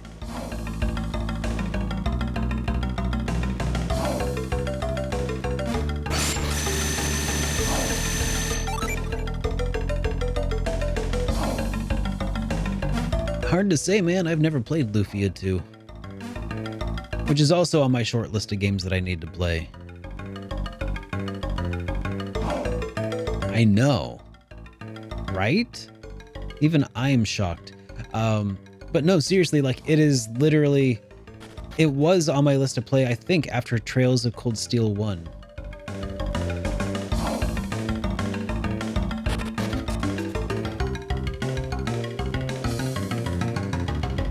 There we go. I think now I'm cooking with gas. Wait. Gotta go the wrong way first so I can get the treasure.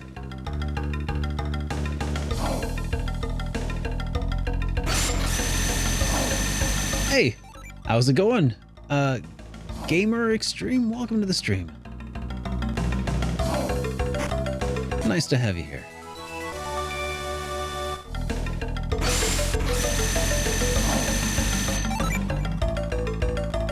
Am I enjoying it? Oh, Mr. Chris, I am enjoying it quite a bit so far. This is my first time playing through the game. We are... God, how many hours into the game? Let's save and find out. About 13 hours in so far. And I'm enjoying it quite a bit. I feel like it's... What's up with that one? It's gone Technicolor. We are... Yeah, I'm enjoying it quite a bit. I think even more so than the original Golden Sun. Quite a bit more, actually. There was nothing wrong with the initial Golden Sun, but I felt that it had a lot more of what's that called? Words fail me at the moment. I thought it had a lot more potential that it wasn't quite living up to, but I could see kind of what they were trying to do with it, and I feel like this one is fulfilling on that more.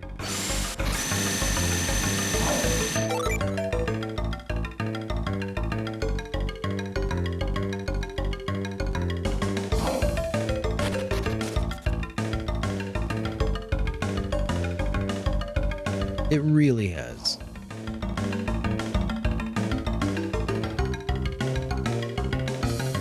Well, welcome to the stream.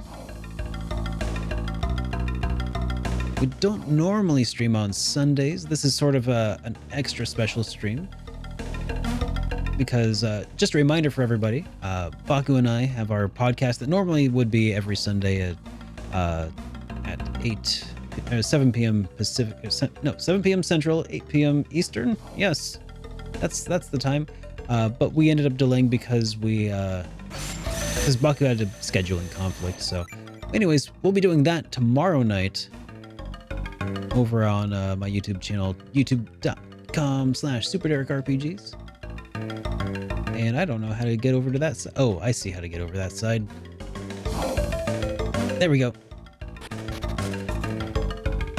But otherwise, for anybody who's new here, because it is a unique Sunday stream, we do stream here every Monday, well, usually every Monday, Wednesday, and Friday, starting at 6 p.m. Central. So, yeah, if you're new here and if you like what you see, get followed so you'll see when we go live next time. But we've still got some time left today, I think.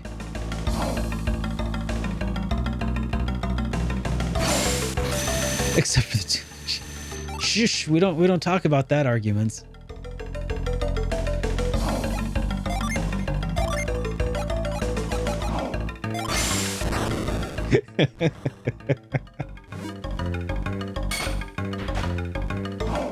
All right, there we go. That's caused a reversal of the gears. I got no respect. No respect. That's what I get for moderating my biggest trolls.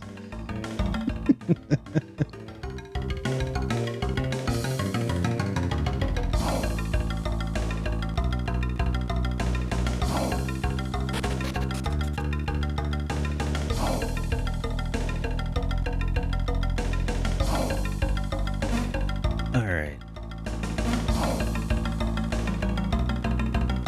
I think we're making some progress now.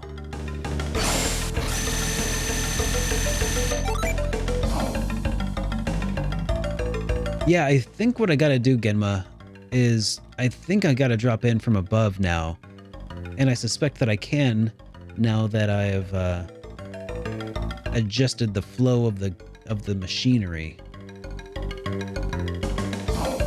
I think. Not 100% on that, but let's see. Let's do a quick saverino.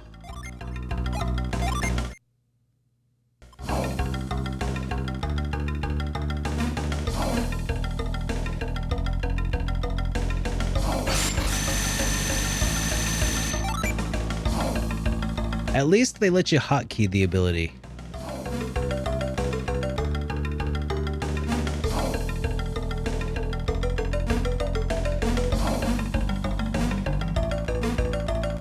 All right.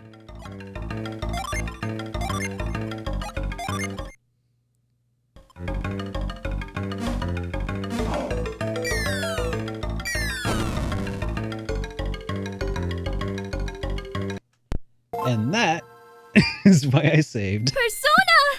Huh? Nothing happened.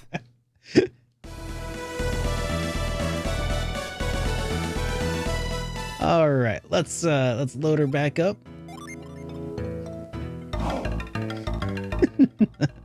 And we'll go with door number 2. SuperDerek forgot to save. Uh-oh. Whew. Good thing I did save. All right, let's use Lash. There we go.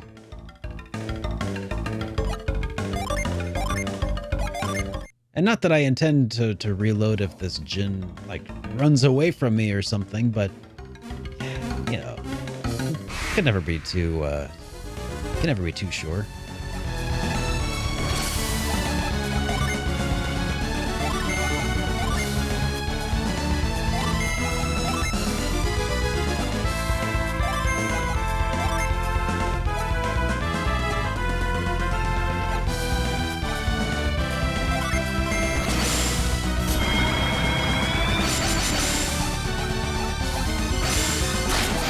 Hey, it's not like I'm using save states.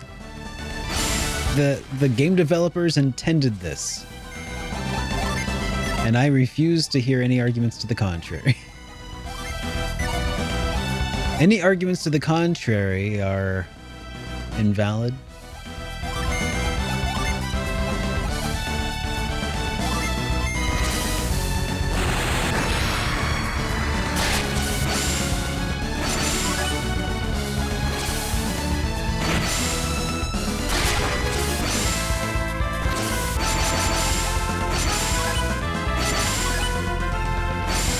There we go.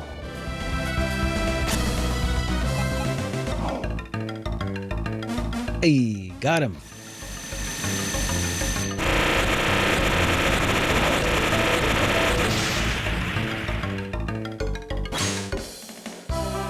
Felix found the Venus Gin Steel. All right.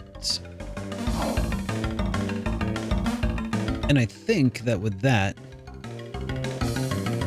we'll probably want to actually call this an evening. I feel like that's the high note that I was kind of looking for. So, because normally we do wrap this up about 9 o'clock p.m.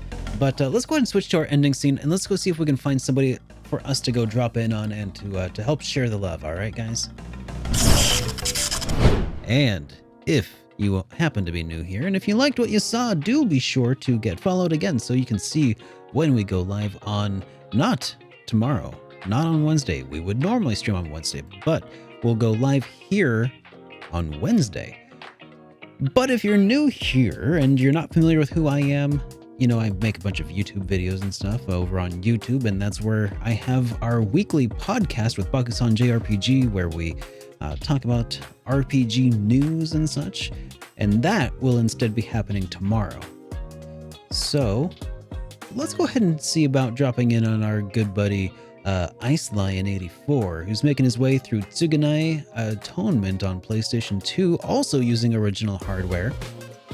And let's go drop over on him here. Let's see, raid. This is gonna be tricky. I see 3 Lion 84. Let's see if I set that up right. Hey, okay, I got it. Cool.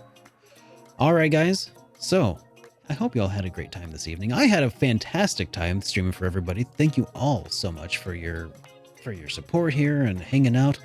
I will see you guys tomorrow.